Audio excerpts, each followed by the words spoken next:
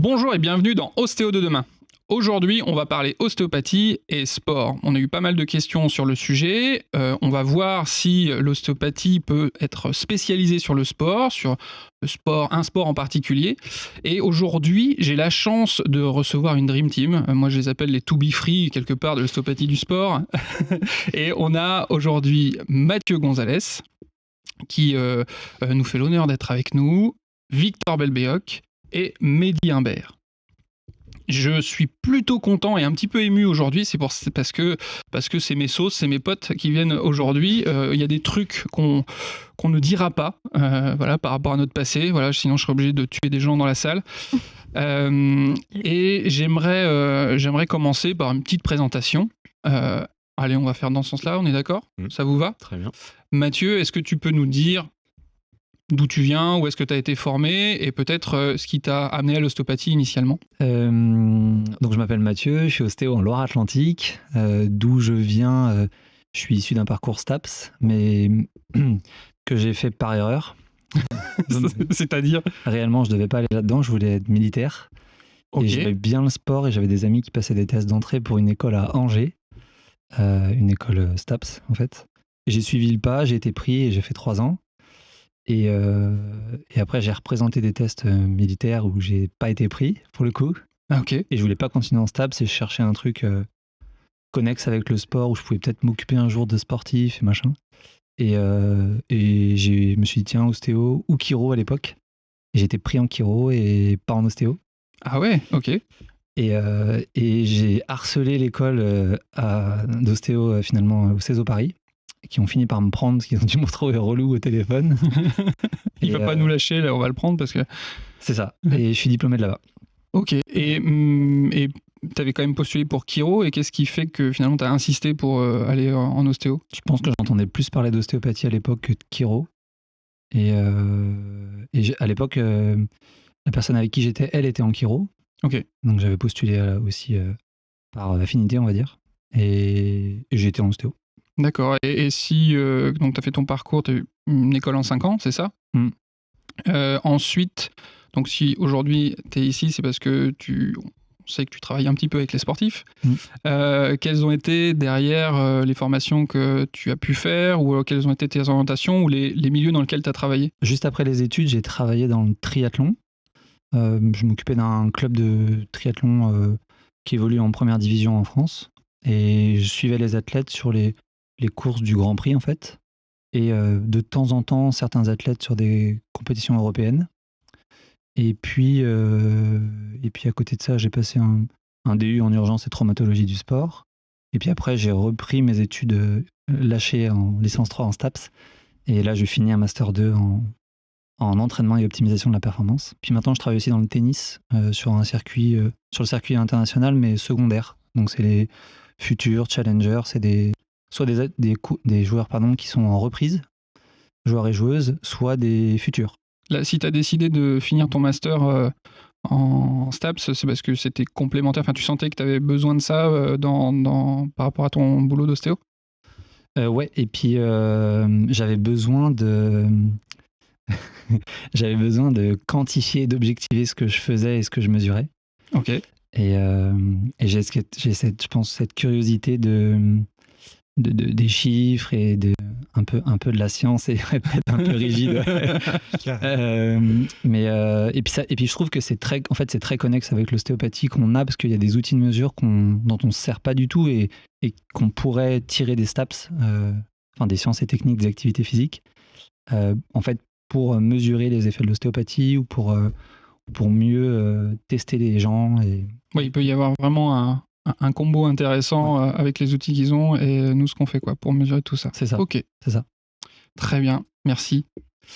Victor, un petit peu ton parcours. Moi je le connais, mais pour ceux qui peut-être ne te connaîtraient pas. Eh ben, j'ai brillamment raté médecine. Ensuite, j'avais pas un sou en poche et je me suis dit qu'est-ce que je vais faire ? J'aime les gens, j'aime me servir de mes mains. Initialement, c'est pour ça que je voulais faire médecine. J'ai pensé à kiné, mais il fallait de l'argent, donc j'avais pas d'argent. Et j'ai décidé de prendre 3 années de vacances en faisant STAPS. Et, et Pourquoi Et c'était des vraies années de vacances? Ah ouais, clairement, ouais. Ok. Ouais, bon, après, la chance d'avoir fait médecine, c'est que tu apprends à bosser beaucoup et bosser vite. Ouais. Et donc, en STAPS, oui, c'était des vacances, ouais, parce que j'ai pu me venger de 2 années d'enfermement à Ouais. pouvoir faire ma passion qui est le sport. Donc, j'ai fait beaucoup de sport. Quel type de sport d'ailleurs? Là, je fais du triathlon majoritairement. Comme toi, Mathieu? Ouais. Ouais. Ouais. Et donc voilà, beaucoup de sport et je pensais être prof du coup. Sauf que j'ai rapidement appris que c'était un concours et je voulais plus de concours. Ouais. Donc je suis plutôt allé dans le milieu de l'entraînement et donc j'ai suivi la filière entraînement des STAPS. Et c'est vraiment quelque chose qui me passionne parce que je continue à entraîner. Mais il me manquait cet aspect soin et utilisation de mes mains et j'ai connu ostéo pendant les STAPS avec moi j'ai eu à consulter, j'ai des potes qui consultaient et puis les résultats étaient plutôt satisfaisants avec des gens qui retournaient notamment au sport. Et donc c'est après les STAPS que je suis parti en ostéo. Et une fois que tu as fait ostéo, enfin déjà, est-ce qu'il y a eu des choses particulières liées au sport pendant l'ostéo? Tu as toujours fait du sport de toute façon à côté? Ouais, alors pendant les études d'ostéo, je pense que les étudiants qui sont là, peut-être l'emploi du temps est assez chargé. Donc en triathlon, c'est difficile, en tout cas quand on veut être un peu performant, de faire peu d'heures. Tu peux pas t'entraîner 3 fois par jour, quoi. Je peux toujours pas m'entraîner 3 fois par jour. Mais en tant qu'étudiant, ouais, c'était difficile avec des emplois du temps qui pouvaient changer, avec des horaires qui peuvent être un petit peu à rallonge. Donc j'ai beaucoup diminué le sport pendant les études d'ostéo. Et une fois que tu as fini ton parcours, derrière, est-ce que tu as tout de suite été sur une spécialisation liée au sport ou tu as d'abord pris un peu d'expérience au cabinet? En fait, c'est plus complexe que ça. C'est que j'ai pas été très séduit en réalité par les études d'ostéo. Ok. Il me manquait beaucoup d'informations pour comprendre un petit peu comme Mathieu. J'aime bien comprendre ce que je fais, expliquer. C'était vous les mecs chiants qui levaient la main tout le temps en cours? Je pense que Ouais. je faisais partie de ceux-là. Non, toi tu restais Moi, discret. j'étais au fond et je levais pas trop la main. D'accord, tu restais discret. T'as attendu, t'as rangé ton frein pour après pouvoir trouver tes réponses. Et donc moi, c'est dès les études, en fait, je commençais à lire beaucoup, notamment via Internet. Et dans le milieu sportif, les STAPS nous forment déjà pas mal à être curieux, à aller chercher des documents, etc. Donc, Et pas forcément, enfin, justement, des documents liés aux sciences du sport ou juste l'ostéopathie ou de manière générale le soin, la médecine. un peu tout, parce que Ouais. moi, je continuais à entraîner du coup pendant les études d'ostéo. Sur peu d'heures, hein, mais ça me permettait de ramener de l'argent. Hein, Bah oui, oui. Et donc, j'aimais bien rester au contact de qu'est-ce que je fais quand j'entraîne, pourquoi je le fais, comment je le fais et comprendre vraiment ce que je pouvais mettre en place avec mes athlètes. Et en plus, ça me servait vraiment. Je trouve qu'il y a un énorme parallèle entre ce qu'on peut apprendre dans le milieu sportif, l'encadrement du sportif et puis la gestion d'un patient en ostéo, en fait. Et donc tout est mélangé parce que pour aider un sportif quelconque, il faut connaître son corps, comment il fonctionne et du coup aller chercher dans le milieu médical, dans ce que les kinés peuvent nous proposer, dans ce que la traumato peut nous proposer. Et voilà. Je pense que mon meilleur ami est Internet. Ouais. Mehdi, ton parcours? Donc, mon parcours beaucoup plus simple que les deux collègues. Moi, je suis sorti du lycée, je voulais faire kiné, donc j'ai brillamment loupé.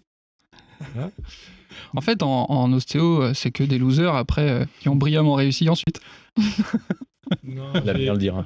peut-être eu la chance d'avoir loupé pour aller vers l'ostéopathie. D'ailleurs, je te remercie parce que t'avoir côtoyé pendant cette période m'a amené Ah oui, oui. Mm. à aller un petit peu vers cette profession. C'est vrai, on a eu des longues discussions en sortant du Macumba. Ouais, ça a Pour bien aidé. nos années sauveteurs. Ouais, c'est ça. Bref. Et non, j'ai fait ma formation à Idéo Nantes avec Victor. D'ailleurs, on était les deux couillons à lever la main tout le temps en classe. Moi, j'ai pas un parcours sportif extraordinaire. J'ai toujours fait un peu plein de types de sports. Ouais. Et quand j'ai rencontré Victor, en première saison de sauveteur, j'ai appris ce qu'était le sport. D'accord. Alors, Voilà. qu'est-ce que tu entends justement par là, en fait? Parce que je Euh, pense qu'on pourrait même essayer de trouver une définition du sport, tout le monde n'a pas la même, quoi. je dirais qu'il y a un sport loisir, récréatif, toute activité avec un niveau d'effort modéré. Et il y a un niveau modéré, voire élevé. Et je pense que c'est plutôt côté Victor et même Mathieu. Pour avoir fait une course avec lui, il a terminé dans les premiers. Moi, j'étais à l'époque encore Marie Strife. Hmm. Enfin bref, donc j'ai rencontré Victor, je me suis rendu compte que le sport, c'était vraiment pas du tout ce que je pensais, quoi. D'accord. Tu as un peu, tu as eu Ouais, un goût métallique au fond de la gorge quand tu allais courir avec lui, quoi. bah ouais déjà, et puis j'ai vu qu'il y avait un côté du sport avec des niveaux, des strates énormes au-dessus de ce que je pensais, et moi j'étais déjà pas mal bon en sport, quoi. Hmm.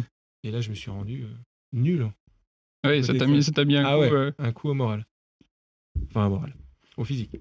au physique, ouais, aussi. Et donc, tu as passé idéo, et ensuite, en sortant, pareil, est-ce que direct tu t'es dirigé, enfin, ou alors tu es resté toujours dans le sport avec cette idée de travailler avec les sportifs? J'ai accompagné les étudiants pendant 3 ans au STAPS. J'étais en tuteur au STAPS, donc j'ai accompagné quelques sportifs En clinique externe, en c'est ça? clinique externe. À côté de ça, j'ai commencé à me former. Je découvrais à l'époque la course à pied, le trail en particulier, qui m'a vraiment beaucoup, beaucoup plu. Et je suis arrivé rapidement dans cette activité. Je suis monté assez vite dans les kilomètres et j'ai commencé à me blesser. Hmm. Et égoïstement, j'ai voulu comprendre pourquoi je me blessais. Donc j'ai essayé de me former là-dedans. D'accord, donc initialement, c'était aussi pour toi, Pour moi, bien vivre le sport, quoi. ouais, parce que j'avais pas forcément une patientèle qui était associée à l'activité physique spécifique à la course à pied, quoi. Donc je me suis formé beaucoup sur Internet, des MOOC, des e-learning. Mhm. Et puis j'ai fait un DU trail encadrement course à pied à Font-Romeu, qui était aussi très intéressant, mais vraiment un peu fouillis. Et progressivement, je suis amené à aller vers la clinique du coureur, où j'ai fait cette année là, déjà 2 formations. Je suis déjà inscrit pour 2 autres encore, qui est hyper cadré, hyper carré. Ça reprenait tout ce que j'ai pu lire, tout ce que j'ai pu discuter avec Victor, tout ce que j'ai pu voir au DU, et plus tout ce que j'avais vu dans ma pratique déjà. Et ça m'a vraiment, vraiment apporté, quoi. Ok, j'ai l'impression que ce qui ressort beaucoup, c'est le besoin d'avoir un cadre, de pouvoir mesurer les choses, etc.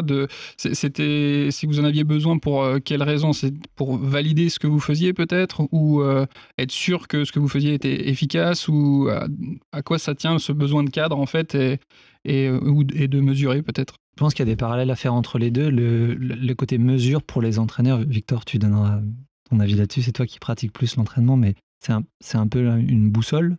Ouais. Et après, il y a forcément un décisionnaire, finalement, un cerveau qui prend les décisions de ce qui est, entre guillemets, juste pour le moment de faire. Et ça, c'est le clinicien ou l'entraîneur, quoi. Mais il faut quand même Enfin, il faut. Certains le font plus au feeling et d'autres ont besoin de plus quantifier. Mais c'est parfois intéressant d'avoir cette petite boussole de je fais comment, je vais où, on vient d'où, et comment je vois l'évolution des choses. Je sais pas si ça répond vraiment à la question. Si, mais... très bien. Très bien. Moi, juste pour reprendre ce que Victor disait tout à l'heure, et ça va reprendre un peu ça, mais formation d'ostéopathie, j'ai l'impression qu'on a vu plein de choses, mais en fait qu'on a survolé plein de choses. Et le fait de se former encore plus et d'essayer de comprendre, j'ai l'impression que voilà, ça cadre et ça met une définition ou quelque chose de plus correct pour avoir des prises en charge plus spécifiques, je trouve. Ok, d'accord. Justement, sur le côté spécifique, on va y revenir. Et je voudrais qu'on aille un peu plus vers les étudiants, parce que comme un gros goujat que je suis, je les ai même pas présentés. On est avec Or aujourd'hui et Julie. Comme on a posé 2-3 questions, on a transféré des petits questionnaires et on a eu 2-3 retours. Et vous avez compacté tout ça et vous avez 2-3 questions à nous poser. Je précise que de mon côté, j'ai fait STAPS aussi. Donc j'ai un passif de sportif, même si mon bide aujourd'hui pourrait faire penser le contraire. Donc, STAPS, et ensuite je me suis dirigé vers l'ostéopathie, et même si je fais du sport plutôt en loisir, je côtoie assez fréquemment des sportifs là où je suis. Alors triathlète, mais dans tous les domaines. J'ai suivi un club de basket pendant un certain temps. Et donc voilà, je pense que je vais rebondir aussi sur les questions au fur et à mesure. Alors, donc, petite Petit question. 1, grand A. Question de la communauté. Donc, première question. Certaines personnes se demandent si on peut considérer qu'un ostéopathe peut être spécialisé dans une prise en charge d'un sportif ou spécialisé dans un type de sportif. D'ailleurs, est-ce que c'est votre cas? Est-ce que c'est le sport en général, ou est-ce que vous êtes quand même plus axé sur un sport en particulier? Moi, via mon passé, c'est clair que toutes les disciplines du triathlon, je les maîtrise plus. Maintenant, je pense vraiment que c'est la capacité à se projeter vers le sport, en tout cas la pratique du patient, qui va faire qu'on est performant ou pas. Maintenant, il y a certainement des disciplines que j'ai jamais pratiquées, sur lesquelles je me suis pas vraiment penché, et je serais peut-être moins performant pour le guider, notamment sur potentiellement l'après-consulte, qu'un sportif où j'ai vraiment tourné toute la discipline dans ma tête sur ce que je pouvais lui proposer, notamment en post-consulte. Après, comprendre peut-être la traumato spécifique à chaque sport, ça nécessite d'être compétent dans le sport. Ok, du coup, ça rejoint un peu la question que je vais poser maintenant. C'est est-ce qu'il faut être sportif pour prendre en charge des sportifs? Ouais, c'est une bonne question, ça. Si ça vous embête, j'aurais juste répondre encore à ta question. Vas-y. On reviendra peut-être juste Pas de après, souci. mais je pense qu'il y a déjà 2 prises en charge d'un sportif. Il y a une prise en charge sur terrain qui va vraiment être différente d'une prise en charge en cabinet. Et donc là, après, ça va mélanger le fait que tu connaisses bien la pratique ou autre. Mais déjà, différencier ces 2 approches, ce serait peut-être important. Je sais pas ce que vous en pensez, mais toi qui dans l'associatif, toi qui es sur, t'as peut-être pas fait beaucoup sur le terrain, je sais pas, mais ostéopathie sur terrain, moi j'ai l'impression que ça ressemble quand même pas mal à de la kiné. Voilà. Et en cabinet, c'est quand même une prise en charge du sportif et de sa pathologie. Je sais pas si vous voyez ce que je veux dire. C'est mon idée. Qu'est-ce que t'en penses, Mathieu, de ça, sur le fait de déjà de différencier sur le terrain, chez le sportif, on va dire, et dans son cabinet? Si, ouais, complètement. Puis en plus, il y a un aspect parfois réglementaire qui est important, et selon le cadre, enfin la structure dans laquelle on travaille, si c'est une fédération, un tournoi, une association, ou si c'est auprès d'un athlète, dans quel pays aussi, il y a des aspects d'assurance. Ça, c'est pour tous les aspects un peu relous, mais en fait, c'est une vraie différence avec la pratique de cabinet pour un public soit sportif de mon niveau ou même amateur, mais là, il y a une vraie différence pour le coup. Je me dis, est-ce qu'il n'y a pas, on va dire, un tronc commun du sport, voilà, avec la notion de performance? Enfin, en tout cas, moi, je sais que j'apprécie travailler avec des sportifs parce que ça me sort un peu du cadre uniquement de la douleur, où la plupart du temps, les patients viennent nous voir parce qu'ils ont mal. Et quand un sportif, alors, soit amateur ou pro, mais en tout cas qui a une recherche de performance, vient, je trouve que il y a un côté un peu différent où justement on va essayer de peaufiner les réglages, de l'accompagner dans sa performance sur des aspects des fois un peu plus larges que l'ostéopathie. Et j'aime bien cette prise en charge-là. Je ne sais pas si vous la percevez, vous, dans votre pratique. Si, carrément, ouais. Après, il y a le sportif qui vient pour la douleur de Oui. monsieur tout le monde, et en fait, chez cette personne-là, il n'y a pas, à mon avis, nécessairement besoin d'être dans le milieu sportif, Ouais. d'être sportif ou quoi. Par contre, ouais, je pense qu'il faut un minimum de bagage sur les connaissances de la science de l'entraînement et sur de la traumato spécifique au sport, pour pouvoir accompagner convenablement Sur la un notion sportif. sur la notion de récupération aussi, Ouais. de post-traumatique et de retour à l'activité aussi. Je pense qu'il y a pas mal de choses à avoir en tête pour bien accompagner. J'imagine qu'il y a aussi une grosse phase de conseil quand on suit des sportifs. J'ai même envie de dire que l'aspect, en fait, notre contribution à la performance, j'ai même envie de dire qu'en fait, pour l'instant, on ne sait pas où elle est, en fait. Ouais. En tout cas, pour l'aspect contribution de la thérapie manuelle ostéopathique à la performance, je pense que c'est un flou total. Et Ça ne reste que des perceptions et des analyses individuelles de cabinet, quoi. ouais, je pense que Ouais. en tout cas, si je te disais, je présentais une petite conférence pour le CESO Ouais. sur l'ostéopathie du sport et j'avais trouvé un papier intéressant qui disait que l'ostéopathie était incluse depuis Londres, je crois, dans les villages olympiques. Ok. Mais ce qui était à noter, c'était que pour l'instant, elle est incluse, mais on ne sait pas quel réel apport elle a Ok. pour les athlètes. C'est-à-dire que On ne sait pas l'apport parce qu'il n'y a pas eu assez de recherche et d'études là-dessus, ou parce que l'apport est hyper subjectif ou difficile à quantifier. c'est surtout que les déterminants de la performance, ils sont... ça va de la... Factoriel. Ouais, c'est la... Est-ce que c'est pas la même chose pour d'autres thérapies, ou que ça soit kiné, ostéo, même par rapport au médecin, enfin, ou là, bon, médecin, si vraiment il y a une patho spécifique, c'est évident, mais est-ce que c'est spécifique à l'ostéopathie, ce flou artistique, entre guillemets? Je crois pas. Ouais. Même dans l'entraînement, c'est très flou. Quelles caractéristiques déterminent la performance du jour d'un athlète? Ouais. Même quand on prend, je sais pas, des variables physiologiques ou psychologiques, elles ont beau être toutes hautes, finalement, il y a un vainqueur. Et même si elles sont égales chez les deux athlètes, par exemple, finalement, il y en a un qui gagne et pas l'autre. Et donc, on ne sait pas trop, en fait, quel est le déterminant. Après, tu parles vraiment déterminant thérapie manuelle. Et la prise en charge du sportif en soi, c'est une prise en charge théorique, forte, je trouve, moi, et une prise en charge pratique manuelle. Et ça, c'est vraiment différent. Et peut-être que c'est ça qui n'est pas quantifié, mais le reste, il est essentiel, je crois. Carrément, c'est pour ça que je rebondissais sur l'aspect conseil, qui est en fait, c'est un effet black box en fait. On prend en charge quelqu'un depuis qu'il prend rendez-vous ou depuis qu'il nous croise dans les couloirs, etc. Jusqu'à la fin, et c'est peut-être ça le contributeur à la performance, mais on ne sait pas trop sur le côté manuel. Je dis ça peut-être pour les étudiants, parce que moi j'avais cette attente-là en fait, de régler un sportif.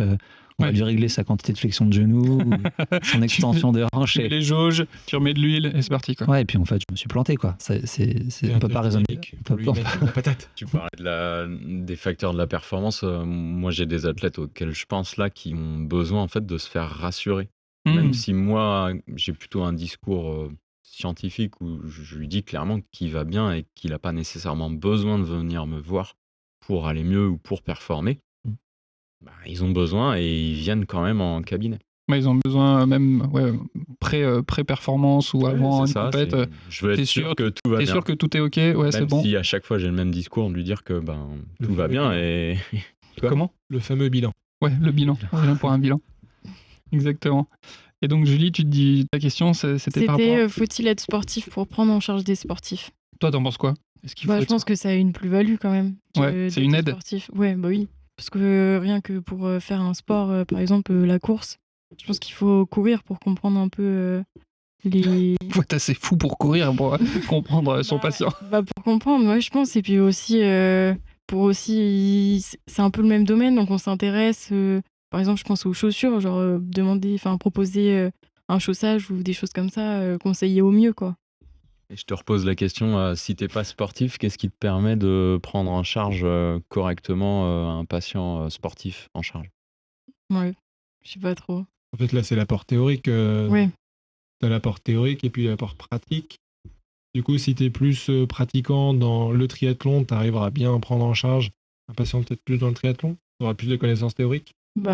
Peut-être. Je sais pas. Après, pour quelqu'un qui est intéressé par le sport mais qui en fait pas, ça peut quand même être une bonne... Enfin, ça va être pareil, il va avoir des connaissances et au final, je sais pas comment expliquer.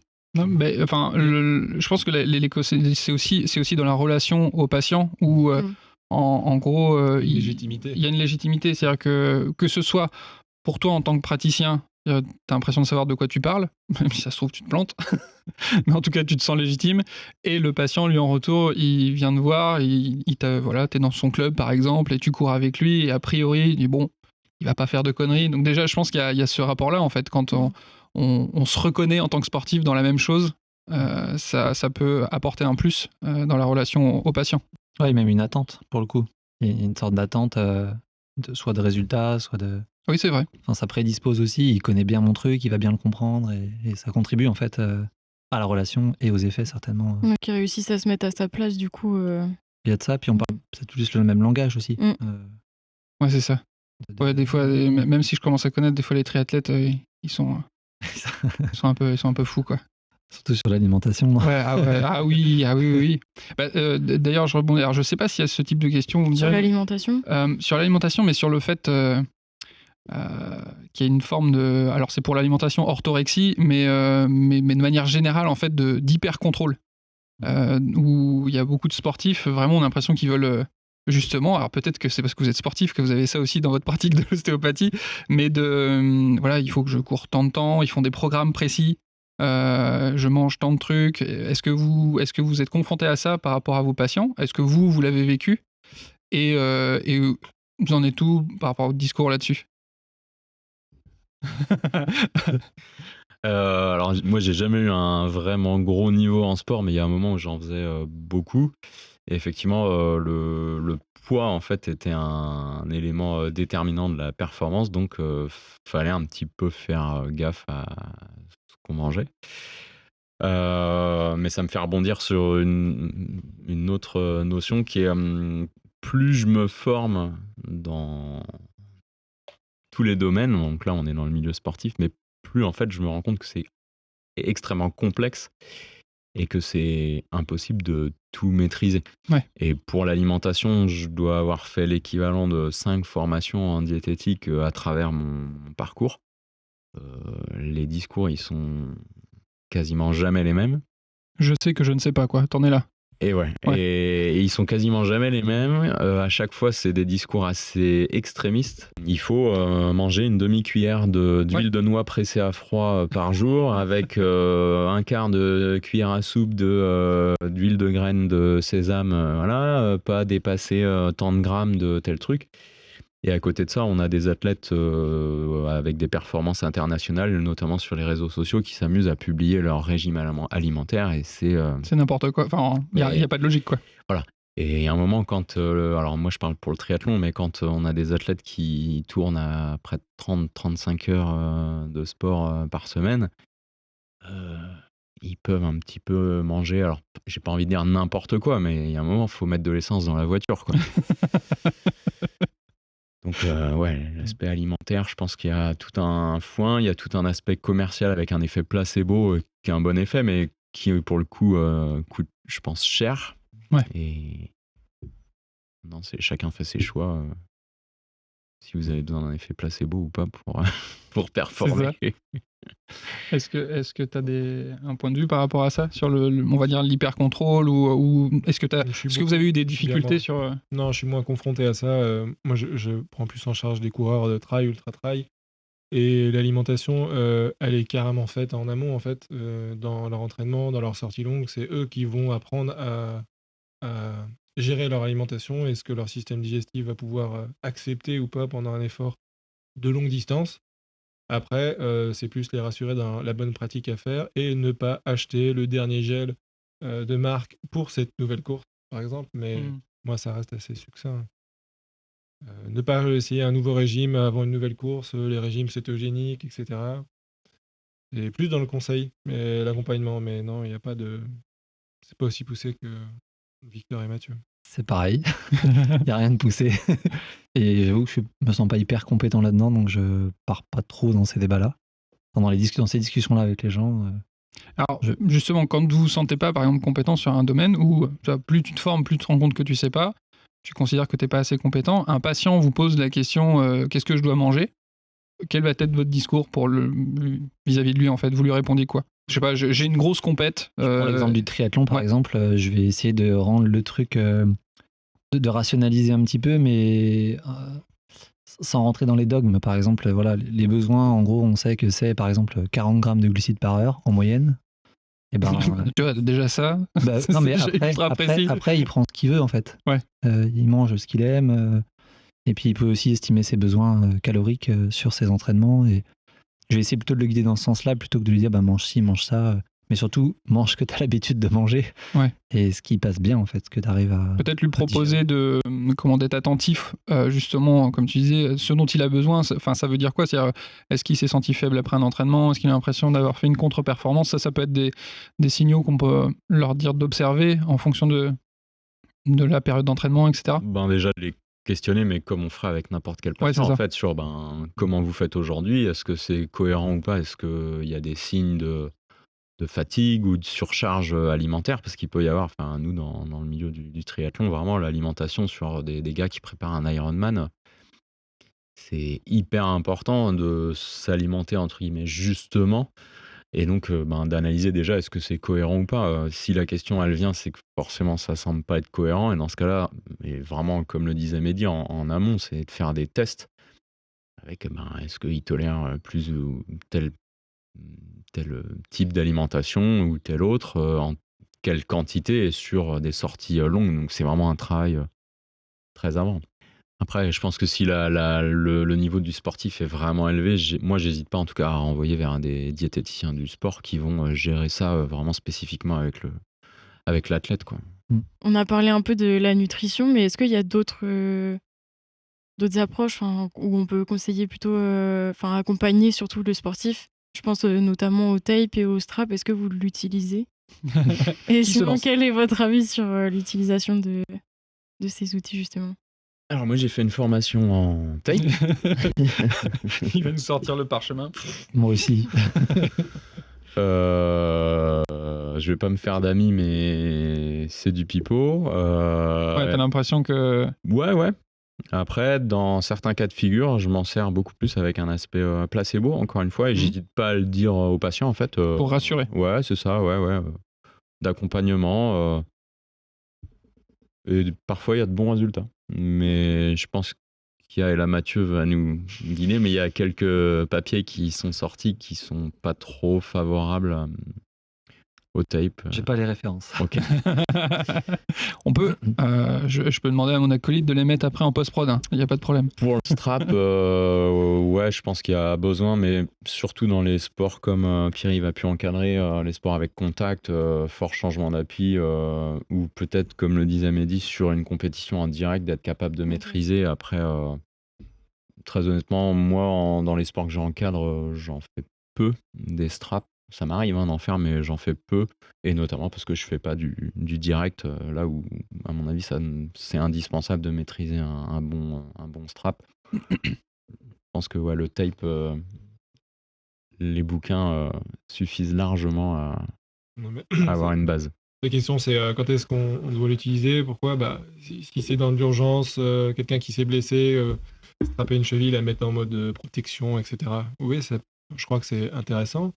Après, de ce que je peux lire actuellement, le mode protection, c'est-à-dire encadré, je ne vais pas aller trop loin, on va pas parler de semelle, etc. Mais mettre une zone en protection, à long terme, ça la fragilise. Ouais, ah oui, si tu veux dire la personne peut... Dans une phase aiguë, j'ai lu que ça pouvait être intéressant. Voilà. Après, la façon de strapper ou tape ou autre. Mais à long terme, un tissu qui est mis en protection, si tu te fais mal au cou et que tu prends une minerve, la minerve, tu ne les gardes pas toute l'année. Donc c'est un petit peu comme le strap. Donc si tu gardes ça quand tu vas courir tout le temps ou que tu vas faire du basket pour te protéger ou pour avoir cette sensation que ta cheville est fragile, ton genou est fragile. Ouais, après, ça peut être nocebo sur la proprioception du corps, quoi. Par exemple. Ouais. Ok. Vous avez quelle image de ça d'ailleurs? Du tape et des straps? Ça fait des jolies couleurs, je trouve. Ouais. Pour le tape, ouais. Non, on a eu surtout on nous a fait quelques cours sur le strap. On nous a dit que c'était surtout en premier abord pour les traumas, pour les sports, etc. Et le tape, on nous en a parlé, on a eu 2 heures dessus, je crois. Et on nous en a parlé pour nous dire que ça avait un effet un peu placebo, qu'on pouvait l'utiliser pour le système circulatoire, aussi pour soulager un peu une articulation, pour les tendinites, les tendinopathies. Et voilà, mais sinon, on nous en parle moins que le strap. Moi, je n'ai pas en paix en Oui, t'es en première année pour l'instant. Ouais. Par rapport au strap, donc les sports de contact, au basket où il y a des changements d'appui hyper forts, etc. Voilà, ça m'est arrivé de faire un strap pendant un match. Clairement, tu regardes le joueur partir, il est rassuré, mais des fois je filmais l'action, tu voyais que la cheville, en l'espace de 1 minute 30, le strap a été complètement distendu, donc c'était vraiment plus une rassurance, quoi. Moi j'ai une petite question, parce que tout à l'heure vous avez parlé donc d'articles qui n'étaient pas forcément dans le sens positif du tape, eh bien, est-ce que vous avez des ouvrages à conseiller sur le sujet plus Les ancien? articles, les références, moi je les ai pas. D'accord. On peut fouiller sur PubMed si nécessaire. PubMed, vous dites? Ah, bah ça c'est un truc que tu Ouais. vas Faut apprendre en très vite troisième année. quand tu vas arriver en troisième année. C'est voilà, PubMed, c'est un site qui référence et qui agrège énormément d'articles scientifiques.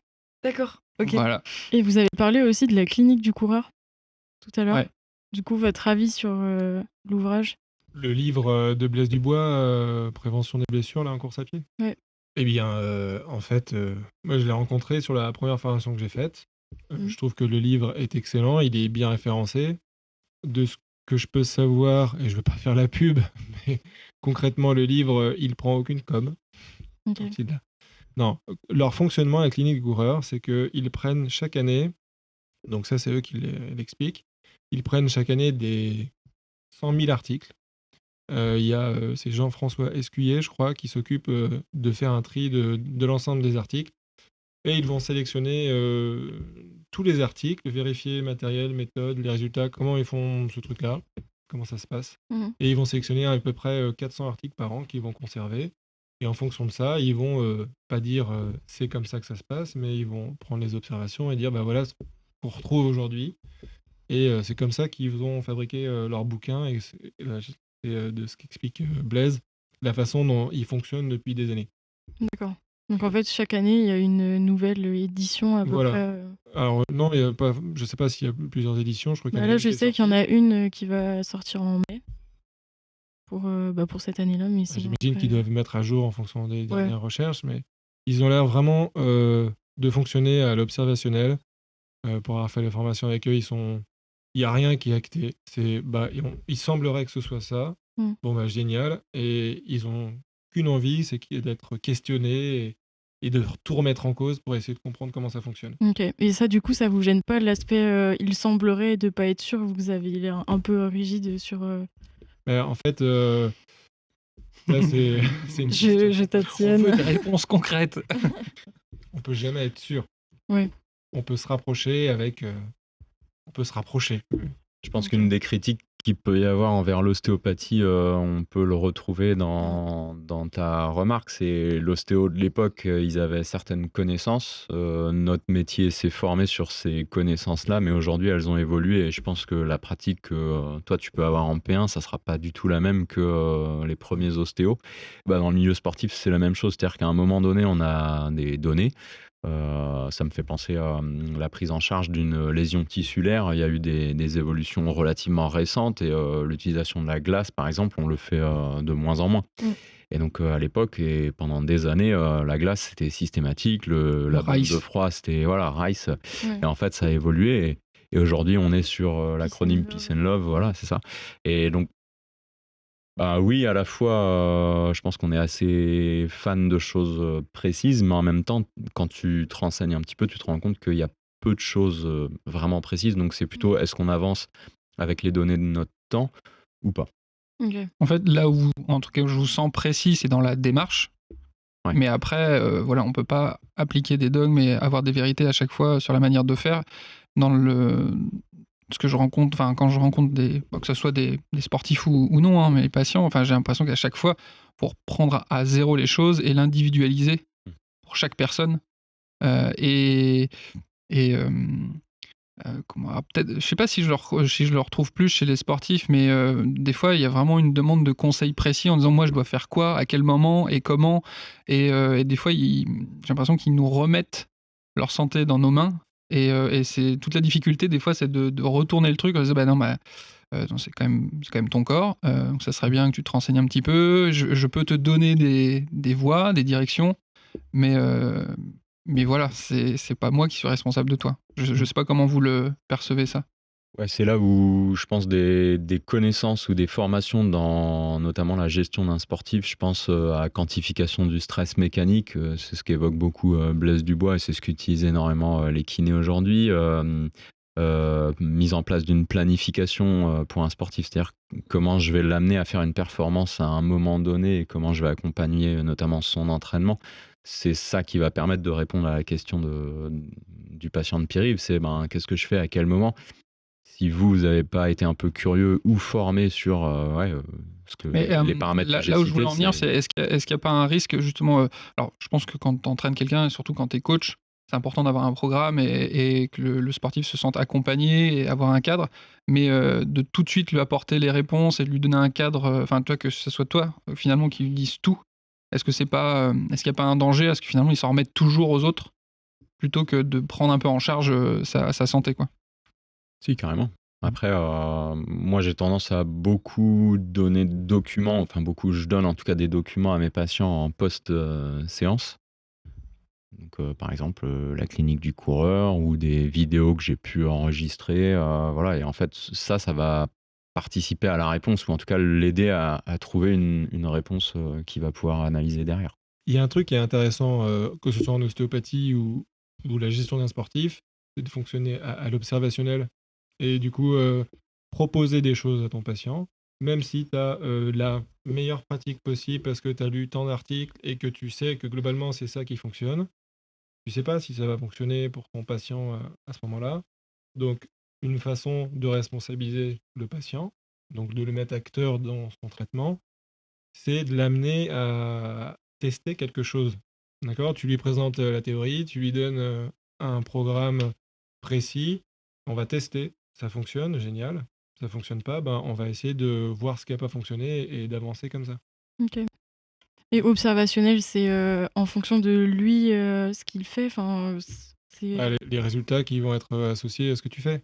Ok. Donc, ce que tu lui proposes tu vas dire à ton patient, bon, bah, je prends le cas de la course à pied, tu es blessé, on va partir sur un programme de course à pied. Tu vas courir tous les jours, 1 minute marche, 1 minute course, 1 minute marche, et tu vas faire ça pendant 10 minutes, et chaque jour, tu vas faire ça. Ok. Génial, il va faire ça, tout un programme hyper précis. Maintenant, est-ce que tu sais s'il va suivre le programme? Est-ce que tu sais comment il va faire le programme? Est-ce qu'il va faire les exercices qui sont associés à côté? Est-ce qu'il vient pas d'avoir un deuxième enfant, il est crevé, et puis en fait il fait ça sur un surentraînement, voilà.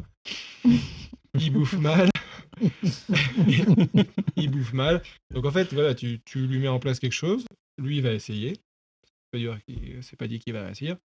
Et on voit un peu ce que ça donne. Ok. Mais du coup, ça. Ça va en contradiction avec ta formation. Ouais. Ouais, mais du coup, on nous apprend surtout aussi de quand ça nous. Enfin, c'est pas notre rôle à nous d'utiliser ça parce que vous parlez de programme. Et du coup, est-ce que c'est à nous de le faire, même si on a fait des formations, ou est-ce qu'on laisse faire quelqu'un dont c'est sa spécialité? Programme de quoi? Bah, programme, là, vous disiez 1 minute de course, 1 minute de marche. Alors, ça, c'est pas un programme d'entraînement, c'est Oui, un mais programme de réathlétisation ou de reprise de sport suite à une blessure. mais du coup, la réathlétisation, enfin, je crois que c'est pas notre rôle de faire ça. Alors là, tu vas plus loin, C'est une c'est bonne que question. tu vas essayer de définir les différents. Ouais, Je dirais que ça dépend de la formation que tu as, ok. Ou Par du type rapport- de blessure. ou le Et type de Et blessure. du coup, par rapport aux formations, parce Voilà, qu'on a eu on beaucoup. va vite Ok, là, dans le truc, ok, mais je on sais en pas parlera si vous voulez après. rebondir Ah non, mais là-dessus. là, ça y est, Julie, elle est saucée, Je là, suis lancée. elle nous met dans les cordes, là. C'est top, c'est top. Bah, du coup, je pose la question. Vas-y. On a parlé de DU, de la clinique du coureur, enfin de toutes ces formations-là. Est-ce que vous avez des formations précises même des formations ou des diplômes, du coup, à conseiller aux personnes qui veulent se lancer justement dans le sport? Je pense que tu as des brevets fédéraux avec différents degrés qui sont relativement accessibles sur des formations courtes. Mais là, pour le coup, c'est pas des formations complémentaires d'ostéo, c'est vraiment dans les sports qui t'intéressent, les fédés notamment permettent des formations avec ces degrés. Donc on revient un peu à la question qui était est-ce qu'il faut être sportif, ou en tout cas est-ce qu'il faut bien connaître un domaine pour pouvoir les accompagner, et dans les formations annexes, pour vous, il y a, comme tu dis, par exemple, les brevets fédéraux pour bien connaître une pratique. Et est-ce qu'il y a aussi des formations plus, on va dire, accès ostéo? Enfin, est-ce que pour vous ça a du sens? Alors, de ce que j'ai entendu, voilà, il n'y a pas de technique spécifique liée aux sportifs ou ce genre de choses, en fait. De mon point de vue, peut-être le leur, mais oui. Ah, j'imagine. Moi, mon point de vue, c'est que Il n'y a pas de technique spécifique. Mhm. Tu partais dans l'Astérix Obélix, non? Il n'y a pas de bonne mauvaise situation. Par contre, je pense qu'on peut essayer de choisir des tests pertinents Ouais. qui pourront, comment dire, dont l'issue, si elle est changée, pourront avoir un impact sur la performance de la personne. Par exemple, tester une hanche, rotation interne, rotation externe, traction, décoaptation ou par exemple je sais pas, pour voir à quel point l'appui se fait au sol chez un coureur à pied, ça n'a pas de sens. Mais par contre, un single leg squat a peut-être du sens. Parce Est-ce que tu peux spécifier un petit peu? c'est un squat à une jambe, donc c'est un mouvement de flexion, cheville, genou, hanche et lombaire. Et donc, ça permet de... C'est une mise en situation parce qu'il y a des similitudes bioméca, musculaires, qui seront un peu plus proches de l'action de la personne. Et on peut déjà arriver à se rendre compte de l'impact de la thérapie ou de la prise en charge ou des exercices sur un mouvement comme ça. Et peut-être qu'on pourra déjà avoir une mesure un peu, Et ça, un c'est peu des plus choses. proche de la performance en tout cas. Ça, c'est des choses que tu fais en cabinet. Est-ce que ça demande du matériel? Est-ce que tu prends du temps sur, entre guillemets, ta consultation classique d'ostéopathie pour faire ça? Parce que mine de rien, justement, quand on veut pouvoir objectiver, je pense qu'il faut pas trembler des genoux pendant la consulte et il faut envoyer quoi, pour être dans les temps, quoi, entre Ouais. guillemets. Mais je crois que ça veut dire qu'il faut se poser la question de quels sont les tests pertinents ou pas. Ouais. Par exemple, tant pis, faire des tests de balance ou des tests... Bon, tant pis, allez, je lâche les chevaux. Voilà, allons-y. non, mais ou des tests tissulaires ou machin, jusqu'à preuve du contraire, on ne sait pas trop quel intérêt ça a pour essayer d'améliorer une condition, un paramètre biomécanique ou autre. Donc autant, à mon sens, En tout cas, il n'y a pas d'écrit on peut le qui, faire. Voilà. qui En tout cas, montre ça pour ça veut l'instant. pas dire que ça Aujourd'hui, n'existe ça pas. évoluera peut-être. C'est ça, voilà. Au jour d'aujourd'hui, ouais, c'est un truc sur le sport, il fallait qu'on le place. Ça. Au jour d'aujourd'hui, toujours dans les interviews. Mais ça veut pas dire que c'est pas possible, mais Ouais. peut-être que c'est pas le plus pertinent à mettre en place. Et pour le coup, là on parlait beaucoup de conseils, d'exercices et tout, et tu as raison de définir le champ de compétences des personnes. Est-ce qu'on est compétent pour proposer ça? Mais en tout cas, mettre en place un test pertinent, on est tout à fait compétent pour le proposer. Mais c'est mon point de vue, hein. Là c'est une croyance complète. Mhm. Moi je crois que le choix des tests est optimal, est important pour prendre en charge des personnes, parce que pour mesurer une température, on n'utilise pas un niveau à bulle, quoi. Donc, Oui. non, mais voilà, donc pour mesurer une performance dynamique ou de stabilité, on va pas utiliser un test de mobilité de la coxo. Ça n'a pas de sens, quoi. Mhm. Donc, Ok. Et du coup, ces tests-là, c'est vous qui les avez mis en place parce que vous avez vu par rapport à votre expérience ou justement vous les avez appris PubMed. Ok. Après, je rebondis, mais du coup, si tu cherches à être spécifique, tu analyses l'activité, et ça, on rebondit sur des notions de STAPS, en fait. C'est Ok. cette notion d'analyse de l'activité, elle se fait avant chaque encadrement d'un sportif, et vous, quand vous recevez des patients en clinique pour une douleur, vous demandez quel mouvement vous fait mal. Mm. Et ce que vous voulez, c'est qu'à la fin de la consulte, idéalement, il est plus ou moins mal. En fait, chez le sportif, je pense que là où Mathieu il veut en venir, c'est le coureur à pied, il va peut-être être fort sur son extension de hanche, sur sa capacité à avoir une force de rebond en pliométrie au niveau du mollet et du tendon d'Achille. Et en fait, c'est d'analyser dans chacune des activités. Est-ce que c'est un lanceur de javelot? Est-ce qu'il a une bonne extension, une bonne ouverture de la cage thoracique? Et peut-être que ça peut être valable en disant, là, on voit qu'il y a un déficit de force, d'explosivité, de souplesse, etc. Ok. Et c'est peut-être là-dessus, d'ailleurs, qu'il faut se former pour prendre en charge les sportifs. C'est peut-être quelle est la logique de l'activité, quels sont les prérequis, quels sont les mouvements principaux, les muscles moteurs, Je peux te passer un brevet quelle est la fédéral. bioméca, c'est un brevet fédéral, ou un brevet d'entraîneur ou de prépa Ouais. physique, par exemple. Ok. Ça peut être intéressant. Alors moi, ça s'éloigne un peu, mes petites questions. Quand vous sortez avec donc vos brevets, par exemple, vos formations complémentaires,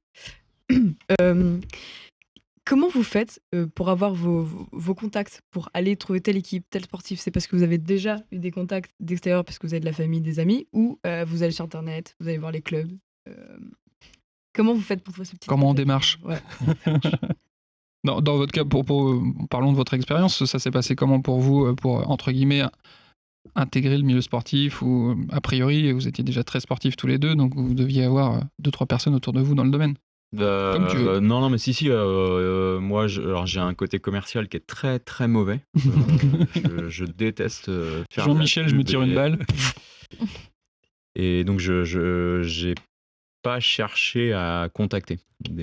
Voilà, j'aime vraiment le sport et le milieu sportif, mais initialement, j'ai pas cherché à être dans une équipe ou autre. Donc au début, c'est majoritairement des connaissances, et puis voilà, je bosse dans un club et pour la fac aussi, donc on voit du monde. Ok. Et après, c'est le bouche à oreille. Ok. C'est vraiment des équipes qui entendent parler de toi, ou des clubs qui entendent parler de toi, enfin de moi. Parce qu'il y en a qui sont bien plus forts que moi en commerce et qui, je pense, démarchent, mais là, moi, je pourrais pas répondre. Donc bouche à oreille marche. Ok. Et je pense Mathieu a eu aussi des expériences où on a entendu parler de lui, quoi. Ouais, et puis au début, on avait monté une association avec des amis de promo, une association d'ostéo. Et on s'était dit, tiens, en fait, l'objectif du truc, c'était de passer des week-ends sur un événement sportif, entre amis. Et puis tout frais payé, quoi. Et puis on bossait. Et puis comme ça, on avait le week-end sympa sur des sites de course. Parfois, sur le triathlon, il y a des endroits sympathiques. Et je crois que ça nous a mis un peu tous un pied à l'étrier aussi en fait, d'un réseautage, quoi, aussi. Et donc là, on démarchait quelques événements, mais au titre d'une asso, pas au titre personnel. Et au début, pour être honnête, on se faisait pas rémunérer du tout, mais on se faisait juste inviter pour bosser, et voilà, c'était déjà cool. Et puis après, bouche à oreille, clairement, une personne qui se désiste d'un endroit, et puis on nous propose, et enfin, ouais. Ok. Je sais qu'il y a sûrement encore plein de questions, mais là, le temps passe à une vitesse incroyable. Et puis on est en train d'empiéter un petit peu sur la seconde partie. Donc, non, mais tu as soif de connaissances, c'est normal, hein, tu as envie de poser des questions. Donc je vous propose, on va faire une petite pause, on va changer un petit peu le panel, et puis on se retrouvera dans une troisième partie, et où là on parlera peut-être d'anecdotes, de choses comme ça, et là on va accueillir 2 nouveaux invités et 2 nouveaux étudiants. 3 même d'étudiants, je pense. On va voir. À tout de suite.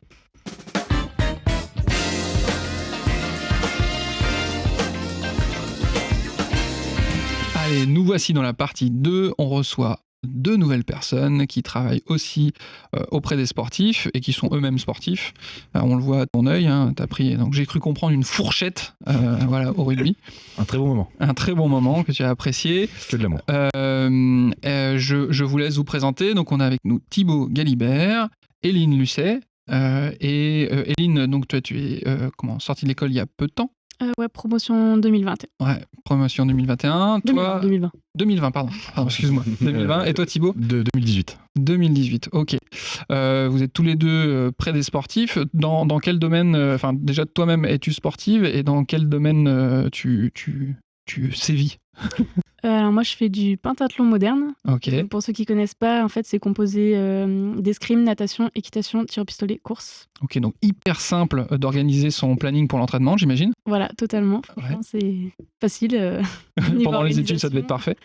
Oui, pendant les études, c'était un vrai casse-tête aussi par rapport à ça. Donc, je fais du pentathlon depuis à peu près... j'ai découvert ça en 2012 au JO, et j'ai démarré 2014-2015 en fait, principalement en entrant en fait à IDEO. Ok, d'accord. Je t'ai dit, tiens, je vais commencer mes études et puis je vais me rajouter ça en plus parce que c'est un peu trop simple. Voilà, c'est ça. Non, mais en fait, avant, je faisais de la natation à haut niveau et j'en avais un peu marre de compter les carreaux dans la piscine. Ok. Donc, je me suis dit, tiens, pourquoi pas en rajouter 4 autres en sport, ce serait plus sympa. Ok, pour varier un peu. Okay. Voilà, c'est ça. Et donc, en pentathlon, est-ce que tu as un certain niveau? Est-ce que tu es considéré comme sportif de haut niveau à un moment? Je suis toujours pour l'instant cette année considérée comme sportif de haut niveau, on verra l'année prochaine. D'accord. Mais je suis sportif de haut niveau depuis ma 2e année d'IDEO, donc 2016, ce qui m'a quand même beaucoup aidé pour faire mes études. D'accord, tu as eu, entre guillemets, des possibilités de gérer un peu ton planning autrement? Ouais, totalement. En fait, on va dire qu'à partir, dans la théorie, à partir de 17h30, l'école était dans l'obligation de me libérer pour que j'aille m'entraîner. De te libérer, c'est vrai que sinon vous êtes derrière des cages, hein, c'est ça? C'est ça, ouais, totalement. Au cachot. Au cachot. Au cachot, ouais. barricadé. Après, dans la pratique, l'école a été un peu plus cool. Si je devais m'absenter le matin et pas l'après-midi, c'était un peu plus sympa. Mais il m'est arrivé qu'il y ait des cours que je n'ai jamais vu les profs. Ah oui, d'accord. Parce qu'en fait, j'allais m'entraîner à la place. Ok. La chance. Ça dépend des cours. Ça dépend. À certains, et les cours théoriques, c'était intéressant de rater entre 17h30 et 19h30. T'es content d'aller t'entraîner, quoi. Ouais. C'est vrai qu'on l'avait dit lors du premier épisode, quand on devient étudiant en ostéopathie, des journées de 10 heures, quoi. La concentration est un peu... ça me nuise un peu avec la journée. Ouais. Et donc, vu que tu as enchaîné sur le... On viendra à toi, Thibaut, ensuite. Hein. C'est très bien, on discute de toi, moi ça me va très bien. Mais justement, comment tu as réussi à gérer ta scolarité avec le sport à côté? Donc, tu as eu des aménagements de planning, mais j'imagine qu'en plus du pentathlon, donc il fallait faire plein de trucs différents, avec haut niveau, donc assez fréquemment. Au niveau énergie, fatigue, physique, mentale, ça allait? Est-ce que tu arrivais à avoir... T'avais une vie d'ascète ou alors tu te permettais quand même des petits écarts de temps en temps? Alors, pour être sincère, quand on est sportif de haut niveau, c'est quand même très compliqué en France. Ouais. Ah oui, pas que par rapport à l'ostéopathie et de manière générale. Je fais un global, on va rétrécir après, mais globalement, quand on compare par exemple aux États-Unis où les étudiants sont payés pour faire des études et leur sport, on va voir qu'en France, c'est pas du tout le cas. Ouais. Qu'au contraire, on nous met un peu des bâtons dans les roues. Là, moi, quand j'ai commencé à IDEO, la première année, j'étais pas sur les listes ministérielles, en fait, donc les listes de sportifs de haut niveau. Donc, en fait, l'école m'a dit, dans la théorie, nous, on a zéro obligation en fait, de vous laisser partir plus tôt. Ce que je comprends, c'est des études où il faut être bien à cheval sur être toujours présent, des choses comme ça. Mais sauf que moi, ça m'empêchait de faire mon sport parce que déjà d'en faire un, c'est compliqué. Je pense que tu diras la même chose, mais d'en faire 5, c'est 5 fois plus compliqué, on va dire. Au niveau de la gestion des plannings, surtout aussi. Et donc, en fait, le fait de rentrer en liste de sportifs de haut niveau, ça m'a laissé un peu plus de lest. Mais on va dire que l'école a fait le minimum, c'est-à-dire qu'ils devaient me laisser partir à 17h30, ils me laissaient partir à 17h30. Après, je pense qu'en voyant que au niveau des études, j'étais pas non plus à la ramasse, ils m'ont laissé quand même, on va dire, un peu plus de lest. Et ils étaient un peu moins regardants si j'étais absente le matin, le midi, l'après-midi, tant que, au final, je réussissais à récupérer les cours et à passer mes années ainsi de suite, quoi. Mais par contre, il n'y avait pas d'accompagnement dans le sens où, comme je disais, il y a des profs ou des matières que je n'ai jamais vues en présentiel. J'ai toujours vu en théorique. Et le théorique, c'était mes collègues étudiants qui, je l'espère, n'avaient jamais pris de mauvaises notes, qui me redonnaient en fait les cours. Et ça venait pas de l'école en fait. Et je pense qu'il y a un manque d'accompagnement pour les sportifs, mais que ce soit pour l'école d'IDEO, et en fait sur partout en France. Oui, c'est ça, partout dans la scolarité. Comme ça. Est-ce que, par exemple, ils ont évoqué le fait que des fois, vu que toi, on te faisait des passes droits, que ça puisse des fois créer des frictions avec d'autres élèves ou ce genre de choses, éventuellement, je sais pas. On a vu une grosse différence en fait entre les premières années où au contraire mes collègues dans ma promotion étaient très accompagnants par rapport à ça.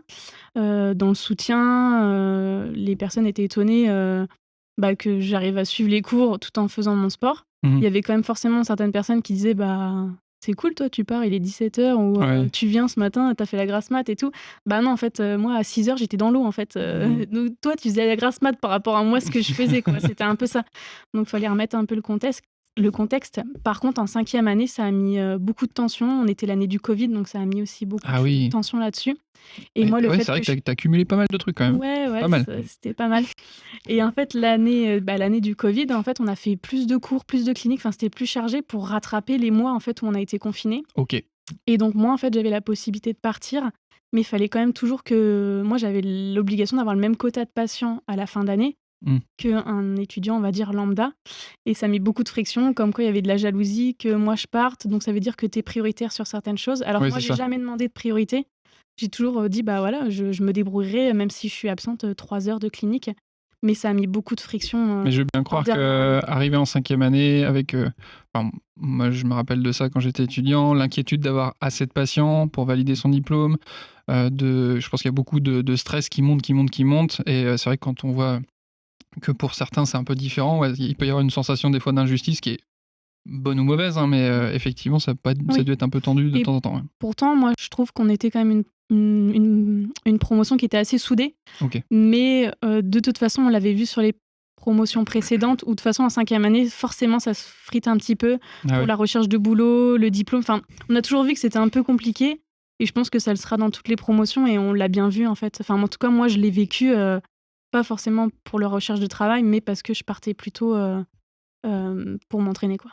Donc, possible d'être sportif de haut niveau, mais c'est pas facile.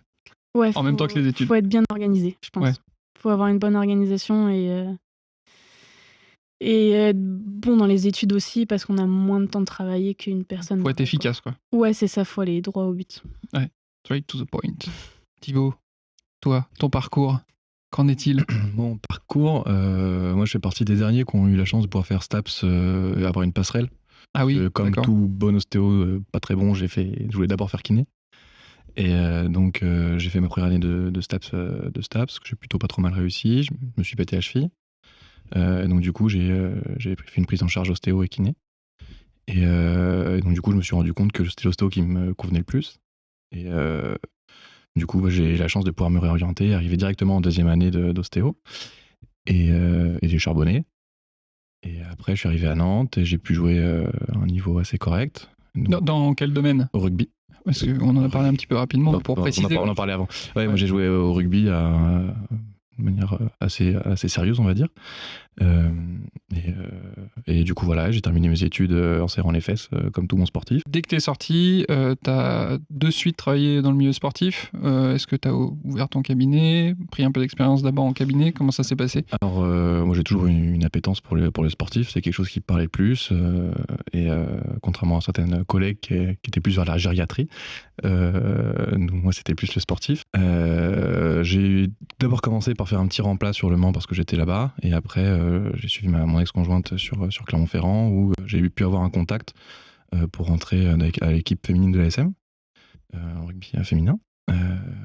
Et du coup, sportif. Et donc, du coup, moi, ce background de OKS et l'ostéo des féminines a pu m'apporter un petit peu plus de sportif. Ouais. Et on en profite, on va rebondir. Il y a quelques questions par rapport au fait de travailler en club. Est-ce que vous avez envie de rebondir dessus?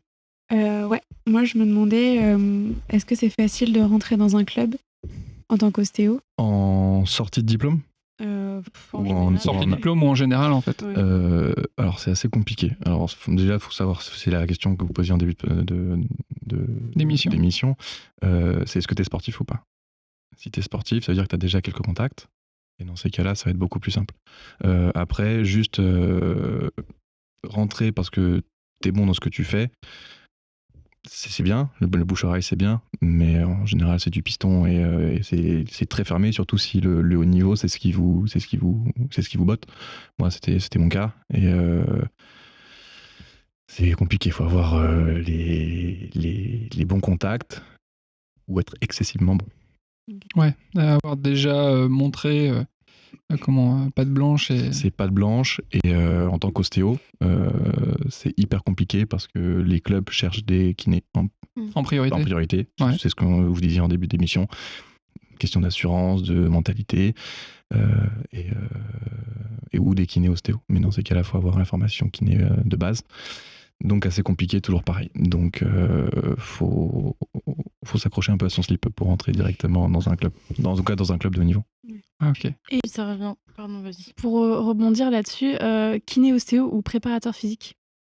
Je sais que moi j'ai discuté avec un ostéo qui suit l'équipe de volley à Nantes, le club de volley, et qui disait que lui en fait il a fait une formation pour être préparateur physique, juste pour pouvoir rentrer en fait dans les clubs, parce que kiné ça prenait trop de temps forcément, alors que préparateur physique c'est en un an et demi. Et lui en fait la question qu'il lui demande c'est ok vous êtes ostéo mais vous faites quelque chose à côté quoi, et en fait lui il est rentré pour faire sa profession d'ostéo. mais en tant que préparateur physique. D'accord. Et c'est en fait, si ça c'est demandé, c'est d'un point de vue quelque part légal et administratif ou... Non, je pense qu'en fait, c'est pas encore rentré assez dans les normes que juste un ostéo de base simple peut rentrer. Un simple ostéo. Voilà, un simple petit ostéo peut rentrer dans un club sportif, dans une équipe de haut niveau. Eux, ce qu'ils veulent, c'est du kiné ostéo ou alors que tu sois dans la préparation physique, en fait. Alors, je fais juste une petite précision. On a une intervention de la régie avec Mariette qui nous précise que légalement... écoute, Mariette, viens directement. Va nous faire la petite précision, ça sera pas plus mal. Le petit détail, c'est que ça dépend du règlement des fédérations, qui est-ce qui est autorisé à venir sur un plateau de compétition ou sur un terrain. Et globalement, dans les règlements de fédération, à part pour le moment la fédération de basket qui est un peu plus ouverte, tous les règlements de fédération autorisent soit médecin, soit kinésithérapeute, et c'est fermé. C'est-à-dire que vous pouvez être ostéo d'un club et pour autant vous faire jeter d'un bord de terrain ou d'une grosse compétition parce que professionnellement, il n'y a pas le kiné où maintenant ils sont un petit peu regardants justement sur préparateur physique et tout ça. D'où l'intérêt aussi de pouvoir commencer à faire changer le règlement des fédérations pour autoriser l'ostéo. Parce qu'il y a plein d'ostéos qui rentrent par leur ancien diplôme de kiné ou quoi, juste pour pouvoir avoir leur boulot d'ostéo.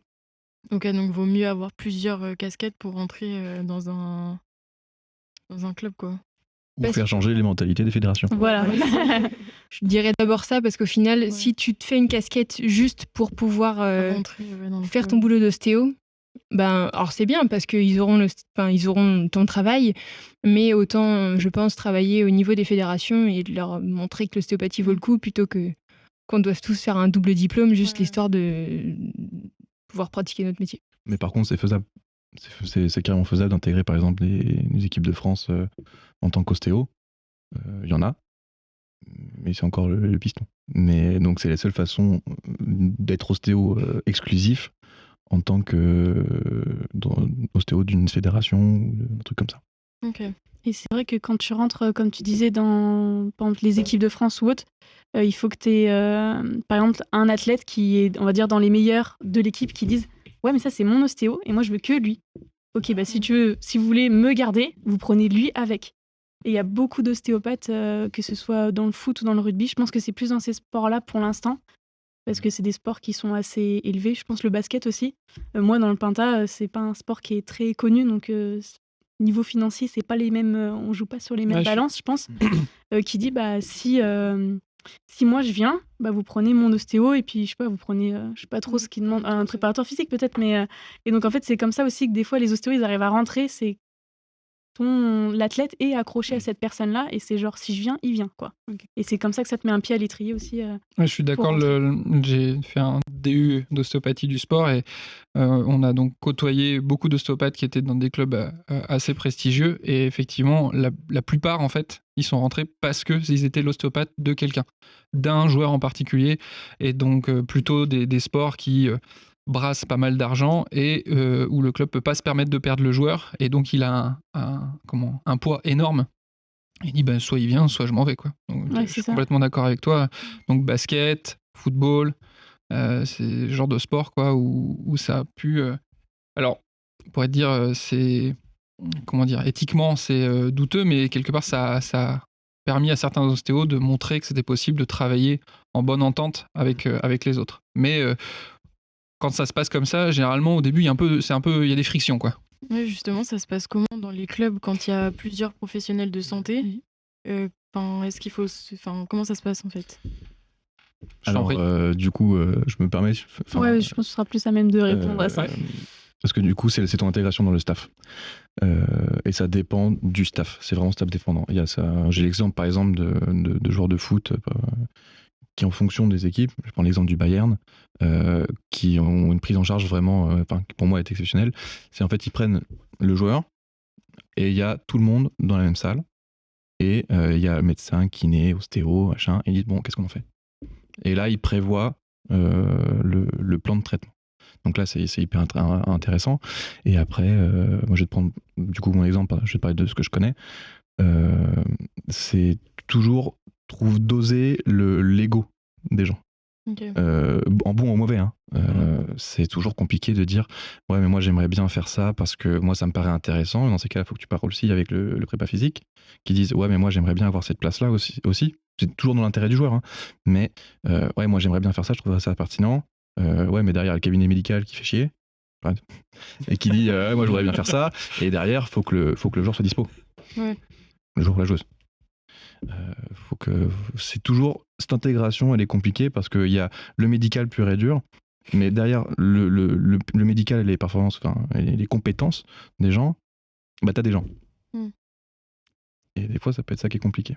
Mais par rapport à l'aspect des personnes qui sont dans le médical, du coup médecins, etc., est-ce que il y en a quelques-uns qui sont contre l'ostéopathie? Est-ce qu'il y a dans certains clubs, il y en a qui sont comme ça?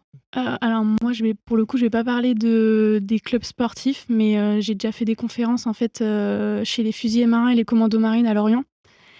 Et les médecins, alors les médecins militaires sont pas les mêmes que les médecins civils, on va dire. Et tu parlais d'ego, et il y a beaucoup d'ego, surtout dans l'armée. Et qu'un ostéo vienne un petit peu... On va se faire tirer dessus à balles réelles. je dis mon point de vue, hein. Mais je pense que quand un ostéopathe arrive dans ce milieu-là, ils aiment pas trop parce qu'ils ont l'impression qu'en fait, on va prendre leur place, alors que c'est pas notre objectif. En fait, l'objectif, c'est d'améliorer les performances, que ce soit d'un militaire, que ce soit d'un sportif, pour qu'il soit au mieux de sa performance et au mieux de son activité et qu'il soit le moins blessé possible, en fait. Et c'est très compliqué. Et comme tu disais, il faut vraiment doser au niveau des égos. Et donc, peser ses mots et venir un petit peu plus en douceur. Je pense que, justement, comme il n'y a pas encore de cadre légal très clair, ou que, en gros, les places sont pas bien définies, effectivement, c'est souvent une histoire de bonne entente, humaine ou pas, qui va faire la sauce ou pas, en fait, par rapport à tout ça. Totalement. Et je pense que c'est compliqué aussi comme le cadre, en fait, est souvent mis par les médecins, parce que c'était un peu eux les premiers dans les équipes. Ce qui peut avoir du sens quand même. Totalement, mais sauf que les médecins, quand ils sont pas ouverts au truc, vu que c'est eux qui étaient un petit peu à la tête de la pyramide, ils vont dire en fait non. Ouais, mais je pense après je sais pas quel recul il y a encore par rapport à ça, mais enfin là je sors du cadre sportif, mais plus quand je suis arrivé là pour m'installer dans la ville où j'étais. Je pense qu'il y a une défiance vraiment parce qu'il y a une méconnaissance aussi de comment on travaille, pourquoi, etc. Et ça demande un effort, c'est sûr, supplémentaire, mais je pense que petit à petit, voilà, ça peut quand même se faire. Mais c'est laborieux et des fois ça demandera plus d'une génération, donc on le verra pas, quoi. Ça, c'est sûr. Non, mais totalement, en fait, je pense que, comme tu disais, il faut un peu se battre, en fait, pour montrer qu'on a notre place, en fait, dans un staff, que ce soit sportif ou autre. J'ai l'exemple, dans le DU que j'ai fait, il y avait l'ostéopathe du club de Brive, qui n'est plus à Brive maintenant, mais en tout cas, il nous expliquait comment ça fonctionnait. Et par contre, là, c'était ultra cadré. C'était vraiment... c'était presque un rêve. C'est-à-dire qu'il savait lundi, on fait tel truc. Le mardi, tous les joueurs qui ont besoin de faire des examens d'imagerie, c'est fait. C'est-à-dire que le lendemain, le week-end match, lundi, on teste tout, on vérifie tout. Mardi, on fait les examens. Ceux qui doivent être mis de côté sont mis de côté. Après, tu passes chez l'ostéo. Après, tu passes là. Après, tu passes là. Et tout était vraiment hyper cadré, nif. Et chacun connaissait sa place précisément. Et ce qu'il y a, c'est qu'il y avait vraiment... c'était un peu hiérarchique. Hein. Voilà, il y a le médecin qui décide, il y a la décision finale, et ensuite chaque personne, et là ça se passait bien, parce que de toute façon, t'avais pas grand chose à dire, t'avais ta place et c'était comme ça, quoi. Donc là c'est je pense assez idéal pour de travailler comme ça, mais ça veut dire que initialement il y a quelqu'un qui a eu le désir de créer un staff vraiment bien mis en place, et pour ça, voilà, faut réussir à communiquer, réussir à comment montrer que chacun a sa place et que chacun peut apporter. Voilà, ça fait un peu Miss France de dire ça, mais c'est important. Est-ce qu'il y a d'autres questions Ouais, moi j'ai une question qui me vient, et justement, comment on fait dans un club où il y a plusieurs professionnels comme ça, que ce soit kiné, ostéo, préparateur physique, etc., pour pas marcher sur les plates-bandes les uns des autres, quoi. Je vais redire un peu ce que j'ai dit. Je pense que ça va être vraiment d'avoir quelqu'un, que ce soit le médecin ou... en fonction des clubs, c'est pas toujours la même chose. Des fois, ça va être le coach qui va vraiment avoir un peu la décision finale ou qui va dire je veux ça, je veux ça. Mais d'avoir quelque part un organigramme de fonctionnement et que les gens s'y tiennent, en fait. Ça va vraiment être ça, et d'accepter, quand tu intègres le club, d'accepter la place que tu as, ou si tu sens que tu pourras apporter plus ou que tu n'es pas à ta place, être capable de le dire. Mais enfin, en tout cas, de tous les clubs que j'ai pu voir et les fonctionnements que j'ai pu voir, finalement, il n'y en a pas un qui fonctionne pareil, en fait. C'est humain dépendant, complètement. Ouais, c'est ça. Et en général, t'évites d'arriver avec tes gros souliers dans un club où il y a déjà un ostéo. Sans vouloir. Et puis après, ça dépend si t'es commercial ou pas. C'est bonjour, je m'appelle Thibaut, je suis ostéopathe et qu'est-ce que je peux vous apporter ? Enfin voilà ce que je peux vous apporter. Est-ce que ça vous arrange ? Enfin, est-ce que ça vous va ou pas ? Donc là-dessus, c'est assez toujours délicat d'arriver, de dire écoutez, moi, c'est ça que je peux proposer ou pas. Et en général, t'essayes d'être assez éthique et sinon, c'est t'attendre le turnover. Et une fois qu'on est là, dans le club, je pense à Mathieu qui aime bien avoir des chiffres et pouvoir jauger, etc. Est-ce qu'il y a des... peut-être une fois dans l'année, on fait le point, le bilan sur ce que chaque personne a apporté. Alors, les acolytes avant disaient que c'était difficile de vraiment mesurer et jauger l'apport, mais est-ce qu'il y a le débrief par rapport à ça ? Donc, débrief des performances sportives, mais est-ce qu'on remet en cause un peu des fois l'apport de chacun ? Comment ça ? Est-ce qu'il y a, dans ton expérience, est-ce qu'il y a un peu ce genre de choses ? Alors, dans mon expérience, moi j'avais essayé de mettre en place un bilan avec les joueuses les plus volontaires. Je mets un bilan pré-saison, mi-saison, fin saison, et le suivi pendant la saison, pendant les blessures. Moi j'ai la chance de pouvoir les suivre l'année dernière 3 fois par semaine. Là j'y suis plus que 2. Et sur les matchs. Donc j'ai passé les certifications du World Rugby qui me permettent de pouvoir les suivre de manière un peu plus régulière. Et derrière, oui, c'est toujours suivre ça dépend toujours de l'implication que tu veux y mettre. Tu fais ton bilan pré-saison, post-saison, machin. Et en plus, nous, on a maintenant une analyse vidéo qui te permet d'avoir vraiment des stats sur les matchs à chaque fois. Donc du coup, après, tu compares ce que tu fais, tu essayes de mettre en lien avec le boulot de chacun. Et ouais, si tu es dans un staff qui est vraiment très compète, il y a bilan à fin de saison et ciao, bonsoir. Je parle de ce que je connais, du coup. Nous, on marche à la confiance et notre boulot marche très bien. On a fini champion de France l'année dernière. Donc, à partir du moment où tu as l'humain qui fonctionne bien, comme tu disais tout à l'heure, ça marche, ça déroule. Et le turnover se fait pas ou peu. Donc, derrière, c'est toujours la même chose. Tu déroules et puis tu vois en fonction des compétences. Si ça commence à déconner, si les performances sont plus bonnes, si l'humain commence à ne plus aller, là, tu vas commencer à pouvoir avoir un petit changement en turnover. Là, on parle surtout par rapport aux sportifs, comment on prend en charge, etc. Mais est-ce que vous, du coup, sur le fait d'être ostéopathe, ça vous a permis d'être un meilleur sportif ? Je pense que oui, forcément. On a une meilleure visualisation de nous-mêmes, proprioception aussi. Après, moi, j'ai toujours aimé... même avant l'école d'ostéo, en fait, apprendre en fait, au niveau de l'anatomie de mon corps, d'apprendre au maximum.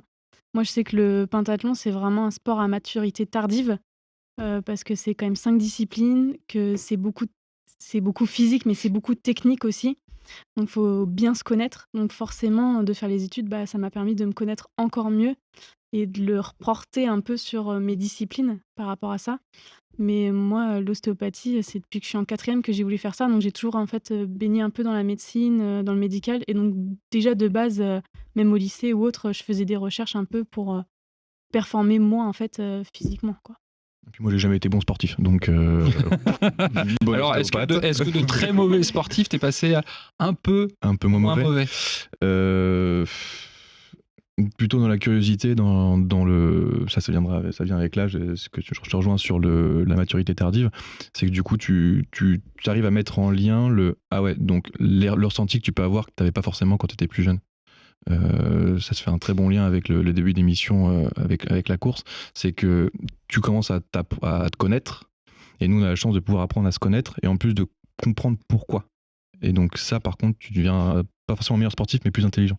Même au-delà du sport, je trouve que même dans ta vie quotidienne, si tu as des petites douleurs, des choses comme ça, les symptômes que tu ressens, alors tu peux virer carrément paranoïaque, voilà, mais je pense que si tu apprends à te connaître justement et que tu es raisonné, ça permet très vite justement de ne pas surajouter et avoir peur de la douleur, etc. et d'appréhender mieux même quand tu dois faire une rééducation, quand tu dois te remettre au sport, etc. quoi. Mais après, pour rebondir pour ça, de manière générale, enfin moi j'ai pas une grande expérience encore dans le monde du travail, mais moi je vois beaucoup de patients et de plus en plus qui demandent en fait des explications, que ce soit anatomiques, physio, et qui comprennent mieux en fait. Et des fois j'ai des retours qui reviennent quelques temps après en disant mais en fait d'avoir visualisé, d'avoir compris les choses, bah, ça m'a quand même permis d'avancer plus rapidement en fait. Pour une réathlétisation, pour un sportif ou pour une personne lambda qui avait juste une douleur, on va dire, un peu plus classique, quoi. Je pense que même une personne lambda, en fait, c'est intéressant d'avoir des connaissances là-dessus, quoi. T'as l'impression aussi que tes patients sont assez curieux ? Ouais, il y a de la curiosité. Après, moi, j'ai toujours été en tout cas au cabinet, pendant les études, j'étais peut-être un peu moins curieux, on va dire. Mais moi, j'ai toujours voulu que les patients sortent de chez moi en ayant pigé ce qu'ils ont. Donc du coup, ma première question sur la table, c'est déjà est-ce que vous savez ce que je fais ? Et du coup, après, c'est là où on commence à dérouler. À la fin, ma dernière question, c'est qu'est-ce que vous avez pigé de ce qu'on a fait aujourd'hui ? Est-ce que vous serez capable de le réexpliquer ? Et à partir de t'as ton traitement ostéo, qui est ce qu'il est. Tu peux avoir fait le meilleur traitement et faire de la merde. Tu peux penser avoir fait un traitement de merde. Et ça a vachement bien marché. Mais je pense que déjà, si le patient déjà pige ce qu'il fait, il va devenir acteur de sa santé. Et là, en ce qui me concerne, t'as tout gagné. Après, je rebondissais un peu là-dessus. Je rebondis tout le temps, toi, c'est terrible. Moi, j'aime bien. Ouais. Pour les sportifs, en étant sportif, je pense que je suis assez à même de le dire que franchement, les sportifs font le minimum. Ce qu'on leur demande de faire peuvent faire complètement l'inverse. Enfin, en fait, franchement, c'est les plus relous, faut le dire. Je sais pas si tu es d'accord avec moi, mais c'est exclusif aux sportifs ou ouais, t'as l'impression que la population sportive. Franchement, ouais. Après, la population lambda, on va dire sportive de base ou pas sportif, forcément, il y aura des personnes qui suivront pas ce que tu leur proposes ou ce que tu leur indiques ou ce que tu leur montres. Mais je sais que les sportifs, tu leur dis, bah là, ce serait bien que tu vois ce soir, peut-être pas l'entraînement ou que t'adaptes ou autre. Je pense que si on se pointe à l'entraînement, il y aura peut-être 50, 60, 70% des athlètes qui n'auront pas fait ce que tu dis. Et moi, la première, oui. Je pense là-dessus. Donc, il y a une écoute. Il y a beaucoup de demandes. Un sportif, ça demande énormément et ça demande tout de suite maintenant. Je veux aller faire mon match là, demain, parce que c'est le championnat de je sais pas quoi. Hyper important, ouais. Voilà, c'est ça. Et bah ouais, mais tu seras peut-être pas à 100% de tes capacités parce que c'est demain, c'est dans 2 jours. Et je pense qu'il y a énormément de demandes, mais quand on leur demande de faire des choses, eux, ils sont pas forcément présents pour faire. Est-ce que c'est sportif ou c'est pas juste humain, ça ? Après, je sais pas, parce que les sportifs de haut niveau, ils ont un objectif qui est souvent à court terme, on va dire, alors qu'une personne normale qui veut juste que sa douleur disparaisse, si elle disparaît au bout de 2 jours ou au bout d'une semaine. Et alors, je sais pas quel niveau vous voyez, mais est-ce que vous n'avez pas l'impression que plus ils sont à haut niveau, plus ils comprennent quand même l'importance justement de la récup, l'importance des conseils, etc. Enfin, est-ce qu'il n'y a pas, même pour vraiment atteindre des hauts niveaux, il faut quand même prêter attention à tout ça en fait. Ah mais totalement, totalement. C'est ce que précédemment là, quand vous avez discuté avec les garçons, il y avait beaucoup ce côté assez strict. Forcément, si on laisse le moins de choses passer au travers, donc que ce soit un entraînement en disant bah tu t'entraînes tel jour à telle heure, tel machin, telle distance, au niveau alimentaire aussi on en parlait. Forcément, plus c'est cadré, moins on a de chance à ce qu'il y ait des erreurs en fait qui arrivent. Et ça, les sportifs, ils les comprennent. Hein. Forcément, quand tu vas aller au JO, tu vas pas dire oh non, mais moi, demain, c'est grosse soirée, je m'en fous de l'entraînement. C'est pas possible, en fait. Il y a un moment donné, il faut avoir un cadre. Mais c'est pas pour autant qu'on n'est pas humain et qu'il n'y ait pas aussi des moments où on dit mais en fait, moi, j'ai pas envie de faire ça, en fait. J'ai envie de faire autre chose. je sais qu'il faut que je fasse ça pour performer, mais j'ai besoin de faire autre chose ou de le faire autrement ou juste j'ai pas envie d'écouter aujourd'hui J'en les ai marre conseils. de compter les carreaux au fond de la piscine, je veux changer de discipline. Ouais, voilà, c'est ça. Je l'ai vécu, hein, mais je pense que les athlètes sont très disciplinés comme ils peuvent être très indisciplinés. Ouais, bah après, là, on sort du cadre ostéo, mais là, on arrive quelque part un peu dans la préparation mentale et la capacité à être discipliné ou pas, ça, c'est assez variable et ça dépend aussi du vécu de chacun, quoi. Et même en dehors du terrain, justement, de ce qui se passe dans sa vie, quoi. Mais par contre, pour le coup, un ostéo qui travaille avec une équipe ou avec un sportif, on n'est pas que ostéo en finale. Faut quand même l'admettre par rapport à ça. Je pense que déjà de base, en fait, dans notre profession, surtout là, moi en tout cas, ce que j'ai remarqué, c'est qu'en période de Covid, il y avait beaucoup plus de discussions qui étaient demandées. Mais les sportifs aussi, forcément, on va les accompagner dans notre profession, mais on les accompagne pour tout en fait. Donc forcément, on va les accompagner aussi d'un côté psychologique, même s'ils ont un préparateur mental ou normalement on fait une équipe quoi. En fait, tout le monde travaille de la même façon. Donc forcément, des fois, on a un petit peu du travail du préparateur physique, du travail du préparateur mental. Et ça dépend aussi des affinités avec les athlètes. Il y a des athlètes qui discuteront plus facilement avec toi de certains problèmes, qui discuteront pas forcément avec le préparateur mental sur un sujet de leur vie personnelle, par exemple, mais ils vont parler que de leur sport. En fait, tout se mélange un petit peu, mais il faut que chacun trouve sa place sans manger la place de l'autre, quoi. Et ces informations-là, vous les échangez entre vous ou sur ce point-là, je trouve que même pour avoir... alors, c'était pas dans le cadre du sport, mais pour avoir travaillé avec des équipes pluridisciplinaires, même en se mettant des deadlines ou en se faisant des rendez-vous, etc., je trouve que c'est dur de communiquer régulièrement, d'échanger sur les patients. Alors, il y a peut-être les outils, ils ne sont pas encore super bien au clair, même des outils d'échange, de messagerie, etc., parce qu'il faut respecter le secret médical, etc. Mais c'est... je ne sais pas ce que vous en pensez, mais je trouve ça dur de ne pas s'enfermer dans son cabinet et de ne pas s'enfermer dans sa pratique et d'essayer de toujours garder le contact avec les autres praticiens. Avec les autres praticiens ou avec les autres membres du staff ?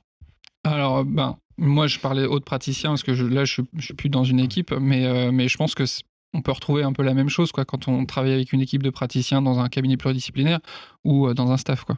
Parce que moi, je veux dire, j'ai l'avantage de le staff, ma table elle est à côté du terrain.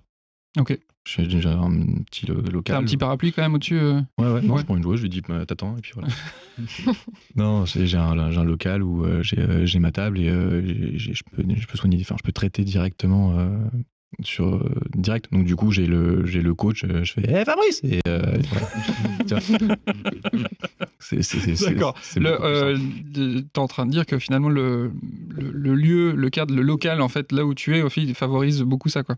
Ouais, c'est ça. Et le fait que j'y sois pas mal aide la chose qui est de pouvoir communiquer vachement rapidement. Et puis, comme on a des gros déplacements, genre des 8 heures de bus, on communique au bout d'un moment. Oui. T'as pas ta capuche au fond comme ça. C'est ça, en mode Dobby, donne-moi une chaussette, quoi. C'est ça. Je vous propose qu'on avance dans le déroulé de l'émission et qu'on passe à la maintenant célébrissime rubrique de Mathis. Je te laisse le mic. Tout à fait.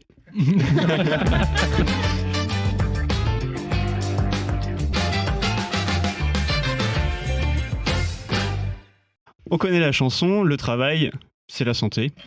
Alors la santé d'une manière générale, je ne sais pas, la santé cardiovasculaire, probablement pas. En tout cas, c'est ce qui ressort de beaucoup d'observations. Les travailleurs qui ont une activité professionnelle plutôt physique font beaucoup d'activités et pourtant leur santé, notamment cardiovasculaire, a tendance à se dégrader.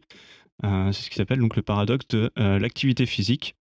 Mais se dégrade plus que la moyenne ? Se dégrade plus que la moyenne et surtout se dégrade alors que les personnes qui ont une activité physique plutôt de loisir ont plutôt tendance à avoir des bénéfices sur cet apport cardiovasculaire.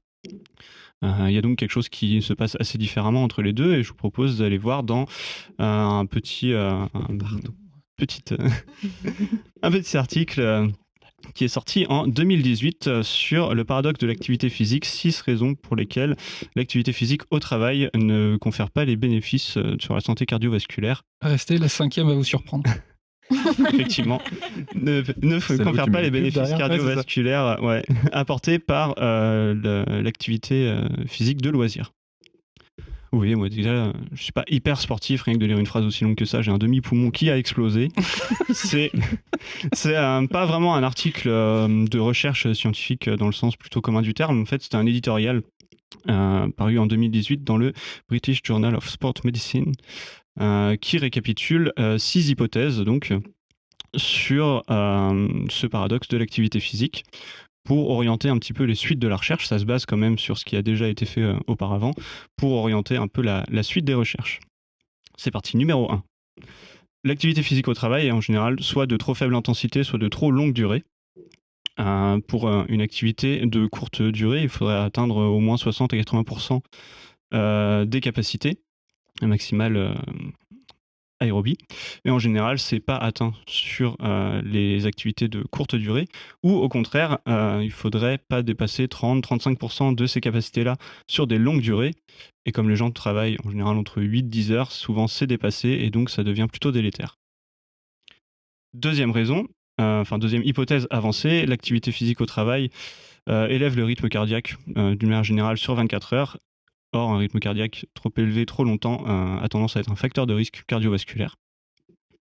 Troisième raison, l'activité physique au travail, avec notamment le port de charge lourde ou la position statique trop prolongée, augmente la tension artérielle sur 24 heures, du fait de contractions musculaires beaucoup trop répétées, beaucoup trop longues, beaucoup trop intenses. Ça augmente donc la tension artérielle de façon prolongée, et c'est également un facteur de risque cardiovasculaire. Quatrième raison, l'activité physique au travail n'offre pas de période de récupération suffisante. Du coup, le fait de travailler 7, 8, 9, 10 heures par jour, plusieurs jours par semaine, avec assez peu de repos, ils évoquent le fait que si c'était un sportif qui avait une cadence de ce type-là, on pourrait potentiellement le qualifier de surentraînement, ce qui génère du coup de la fatigue, de l'épuisement, et a tendance à dégrader la santé cardiovasculaire également. Numéro 5, elle va vous surprendre aussi. Elle est un peu différente des autres, c'est le manque de contrôle des travailleurs sur l'activité physique qu'ils opèrent pendant des jours, que ce soit les tâches qu'ils font, leurs horaires, les vêtements de protection ou l'équipement qui peut être imposé par une norme de sécurité, le stress de la hiérarchie par exemple, ce genre de choses, l'environnement, le fait que à l'extérieur on ne choisit pas la météo ou ce genre de choses, on ne peut pas forcément se réorienter vers un local ou ce genre de choses. Ça peut générer par exemple un stress thermique pour le travail forcé l'été en extérieur avec très peu d'hydratation, de zones d'ombre, ce genre de choses. Ce qui fait que globalement le travailleur manque de contrôle sur ce qu'il fait. Et sixième et dernière hypothèse, l'activité physique d'une manière générale a tendance à augmenter les marqueurs de l'inflammation pendant l'activité. Et ces marqueurs diminuent avec les périodes de repos. Or, on l'a vu dans le point numéro 4, les périodes de repos sont en général pas assez suffisantes par rapport à la période, par rapport à la temporalité, des heures et des heures par jour, plusieurs jours par semaine. Ce qui fait que ces marqueurs s'élèvent petit à petit dans le temps et dégradent la santé cardiovasculaire également. Est-ce qu'ils décrivent le type de travail, quand on parle d'activité avec une certaine activité, est-ce que c'est décrit ou pas ? Est-ce que c'est de la maçonnerie ou alors... C'est globalement les activités où il va y avoir soit globalement des charges lourdes, des activités physiques de type mouvement très répétitif, que ce soit par exemple de l'usine, ou alors les activités qui sont très statiques et qui demandent de maintenir une position pendant une longue durée, ce qui va du coup générer des contractions, des tensions musculaires, ce genre de choses, mais de façon prolongée, ce qui sera apparenté à une forme d'activité physique plusieurs heures par jour. Dans le cadre du travail. Ce qui rappelle, c'est aussi de ne pas oublier tout le contexte socio-économique des gens qui sont amenés à travailler dans ces domaines-là. Souvent, il est plutôt défavorable et ça joue aussi sur le fait d'avoir une santé cardiovasculaire qui peut se dégrader pour tout un tas d'autres choses que la profession en elle-même. Mais globalement, c'est des hypothèses qui depuis ont été creusées justement par d'autres recherches et qui sont en général plutôt étayées. Donc ces hypothèses-là semblent relativement confirmées. Mais je vais vous venir, vous allez me dire, il faut faire du sport de loisir. Eh bien, on va voir que pas forcément. Non, je rigole. Il y a à peu près dans le même temps. Alors, mon deuxième autre demi-poumon est en train de finir d'exploser. En 2017, il y a eu une revue systématique qui a été faite sur l'association entre la course à pied de loisirs et la course compétitive et la prévalence de l'arthrose de hanche et de genou. Ça a été publié dans le Journal of Orthopedics and Sport Physical Therapy. Et donc l'idée c'était d'étudier la prévalence des arthroses de hanche et du genou chez différents types de coureurs. Ça a intégré en 25 études un peu plus de 120 000 participants plutôt d'une manière générale. Et ce qui a été trouvé, donc il y a beaucoup plus de nuances qui sont apportées dans l'article, mais ce qui ressort, c'est que pour une population générale, la course récréative, les gens qui pratiquent la course récréative pour le loisir ont des prévalences d'arthrose de hanche et du genou autour de 3-4% à peu près. Pour les gens qui sont plutôt sédentaires, ça tourne plutôt autour de 10%, mais pour les coureurs compétitifs, ça monte plutôt autour de 13-14%. Il y a pas mal de limites qui sont évoquées, notamment le fait que le contrôle par la sédentarité est souvent assez difficile à obtenir, d'avoir des gens qui sont vraiment sédentaires. Il y a le fait que les sportifs plutôt compétitifs peuvent aussi avoir plusieurs activités, donc pas forcément que la course à pied qui va être incriminée. Donc voilà, il y a quand même des nuances à apporter à ces pourcentages-là, mais c'est quand même quelque chose qui est plutôt étayé. Le fait que le sport à trop haut niveau a aussi tendance à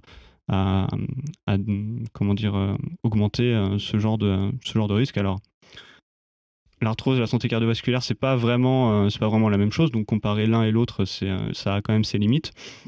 Globalement, on peut voir que si le travail n'est pas la santé, ne rien faire n'est pas nécessairement la conserver non plus, n'en déplaise à Henri Salvador. Bravo. Juste question, à partir de quoi tu détermines que le sportif est compétitif ? Alors ça fait partie des limites effectivement qui étaient évoquées. Donc eux, ils n'ont pas fait directement les études, ils ont pris les études qui avaient été faites sur les prévalences d'arthrose chez les coureurs, et ils considéraient que quand le sportif était considéré compétitif, donc sûrement sportif à haut niveau, ça dépend aussi selon les législations dans les pays, peut-être selon les courses auxquelles il participe également, il y avait cette considération de sportif compétitif par rapport aux gens qui ont tendance à courir moins ou à ne pas se mettre d'objectifs de performance, ce genre de choses. Mais ce qu'ils évoquent aussi justement comme limite, c'est le fait que voilà, il peut y avoir des gens qui courent beaucoup, mais pour le plaisir, sans cette gros objectif de performance, etc. Et des gens qui courent beaucoup aussi, mais avec cet objectif-là, il y a probablement des contraintes un petit peu entre les deux. C'est pour ça que ces pourcentages-là sont quand même aussi à prendre un petit peu avec des pincettes. Ça donne des ordres d'idées qui semblent relativement vérifiés. Mais voilà, la catégorisation très stricte est en fait plus floue que ça. Merci infiniment Mathis pour cette super rubrique. Et je vous propose qu'on passe à la dernière partie de l'émission.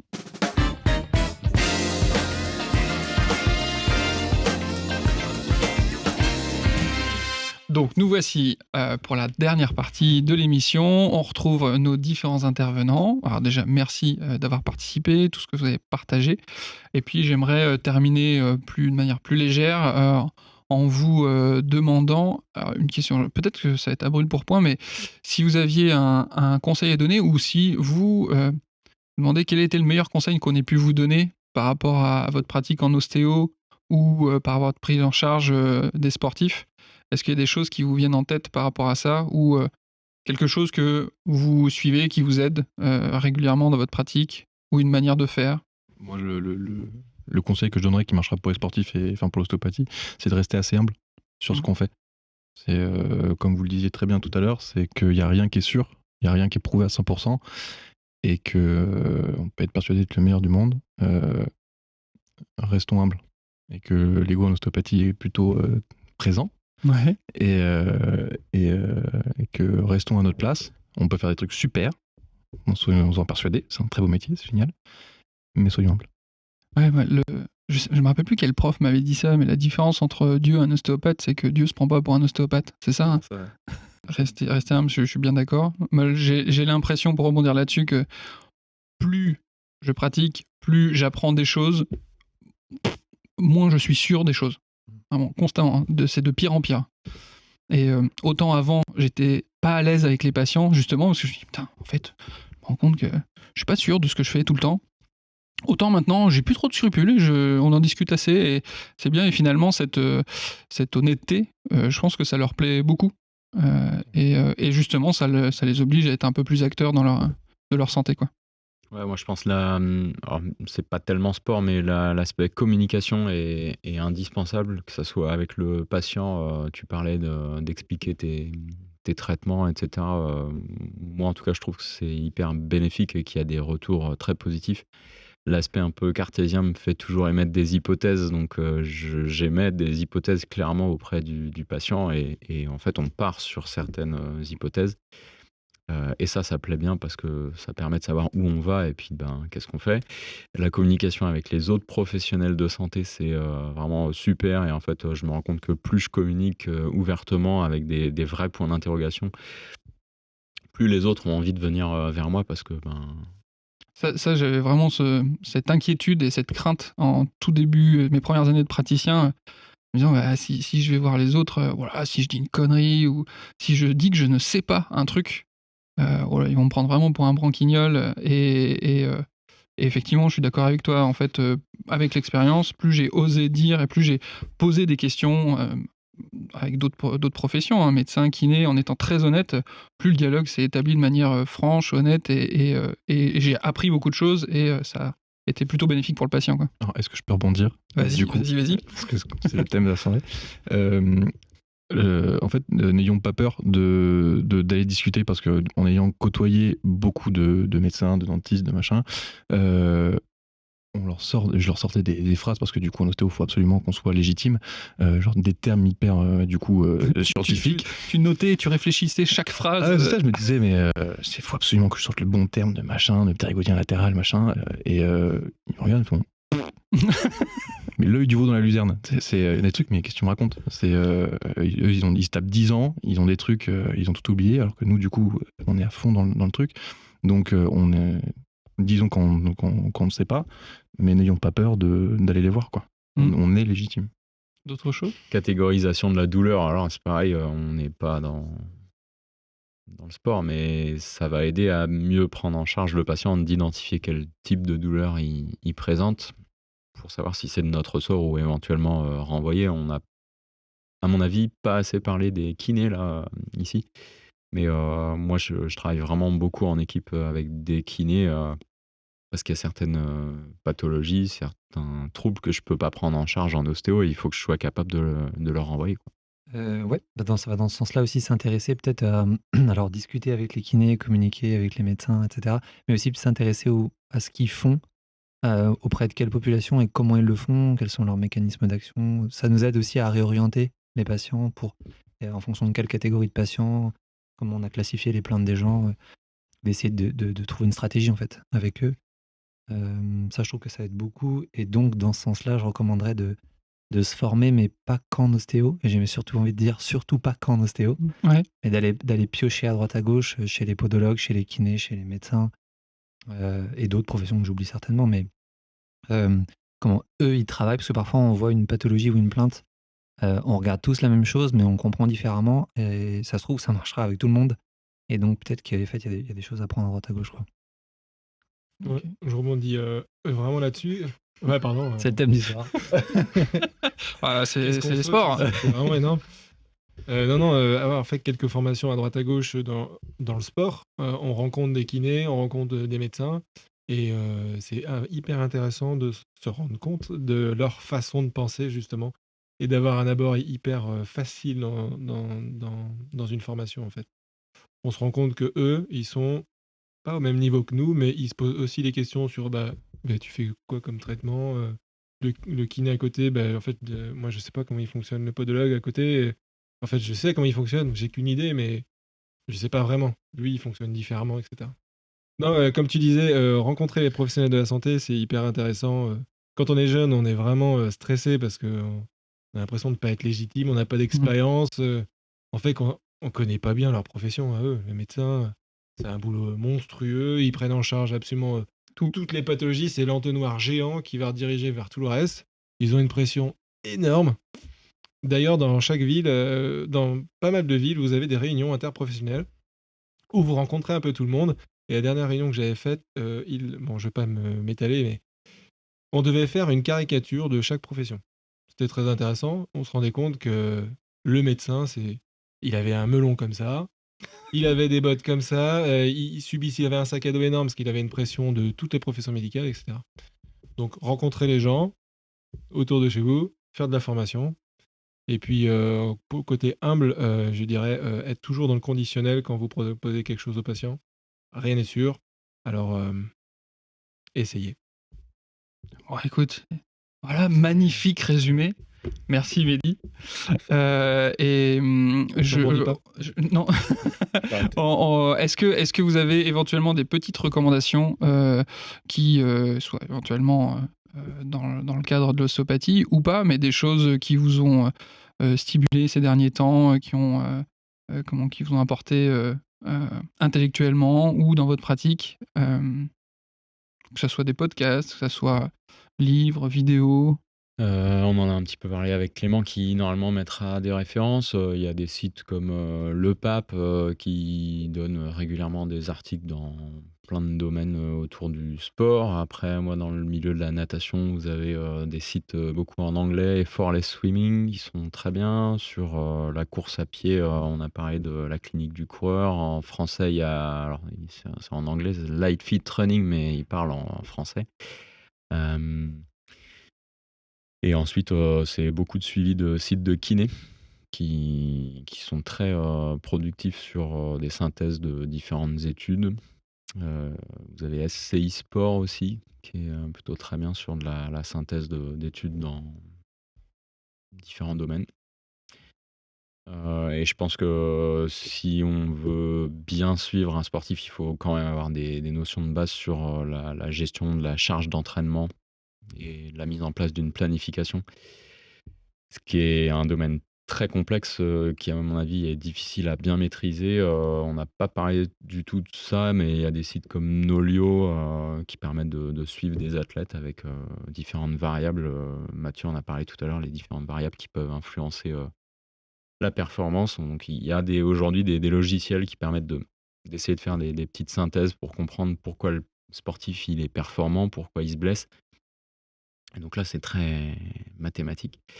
Et je pense que ça, c'est une bonne base à avoir pour suivre des sportifs de manière générale. Voilà.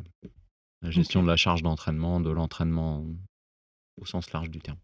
Merci. Est-ce que vous avez d'autres choses à éventuellement évoquer? Pour parler d'autre chose que des sites, alors je vais parler podcast éventuellement. Donc, il y a des podcasts que j'aime bien, surtout il y a un podcast de podologue que j'aime bien, il s'appelle Pied. Très simple. Le mec, il est efficace. C'est une femme. Ah, joli. C'est une femme Elle est qui anime un efficace. podcast sur la podologie, mais pas que. Elle invite aussi des kinés sur la prise en charge des pathologies du pied. Il y a pas mal de choses sur la course à pied aussi. Personnellement, on anime un podcast avec un autre ostéopathe qui s'appelle Laurent Marc. J'en profite pour en parler parce qu'on me l'a demandé. Bah oui, sinon je l'aurais fait. Donc. Et le podcast s'appelle Au bord du terrain. Et on invite des professionnels de la santé, mais pas que, à venir, peut-être des entraîneurs et des athlètes aussi. Donc, il y a eu un podcast avec un podologue du sport et à venir. Donc, je fais le teasing aussi, un podcast où on a invité une docteure en biomécanique qui travaille sur la technologie de la chaussure de running pour une marque connue. Ok. Et voilà pour les podcasts. Ok, merci. Juste pour la vanne, à côté de chez moi, il y a une podologue qui s'appelle Madame Soulier. Merci pour elle. Incroyable. Et du coup, en ce qui concerne ma petite recommandation, c'est un diététicien, nutritionniste. Alors, moi, je fais partie de ceux qui savent pas lire. Donc, comme moi. C'est exactement ça. Et c'est terrible. Et donc, moi, je suis plutôt à regarder des vidéos, tout ça. Et donc, moi, j'aime beaucoup. Alors, sur Instagram, il s'appelle Why Not Change. C'est Nicolas Da Silva, c'est la nutrition et il est très dans on évite l'effet yo-yo et pas dans le fouet. C'est vraiment dans le ok, on accepte, le poids ça change, c'est quelque chose qui est pas figé dans le temps et on peut ne pas se jeter la pierre à se dire ok bah là j'ai pris un petit kilo, j'ai pris machin et je trouve très très intéressant et très très humain dans ce qu'il propose. Et après, toujours les grands classiques, Major Mouvement, la chaîne Santé, qui sont de kiné. Il est en train de griller toutes nos cartouches, là. Bah oui. Eh bien, merci beaucoup. Est-ce que, Eline, t'as quelque chose en stock? Moi, en fait, c'était Pour rebondir sur un peu tout le monde. Et moi, j'ai pas trop d'expérience encore, donc j'ai pas fait beaucoup de formation.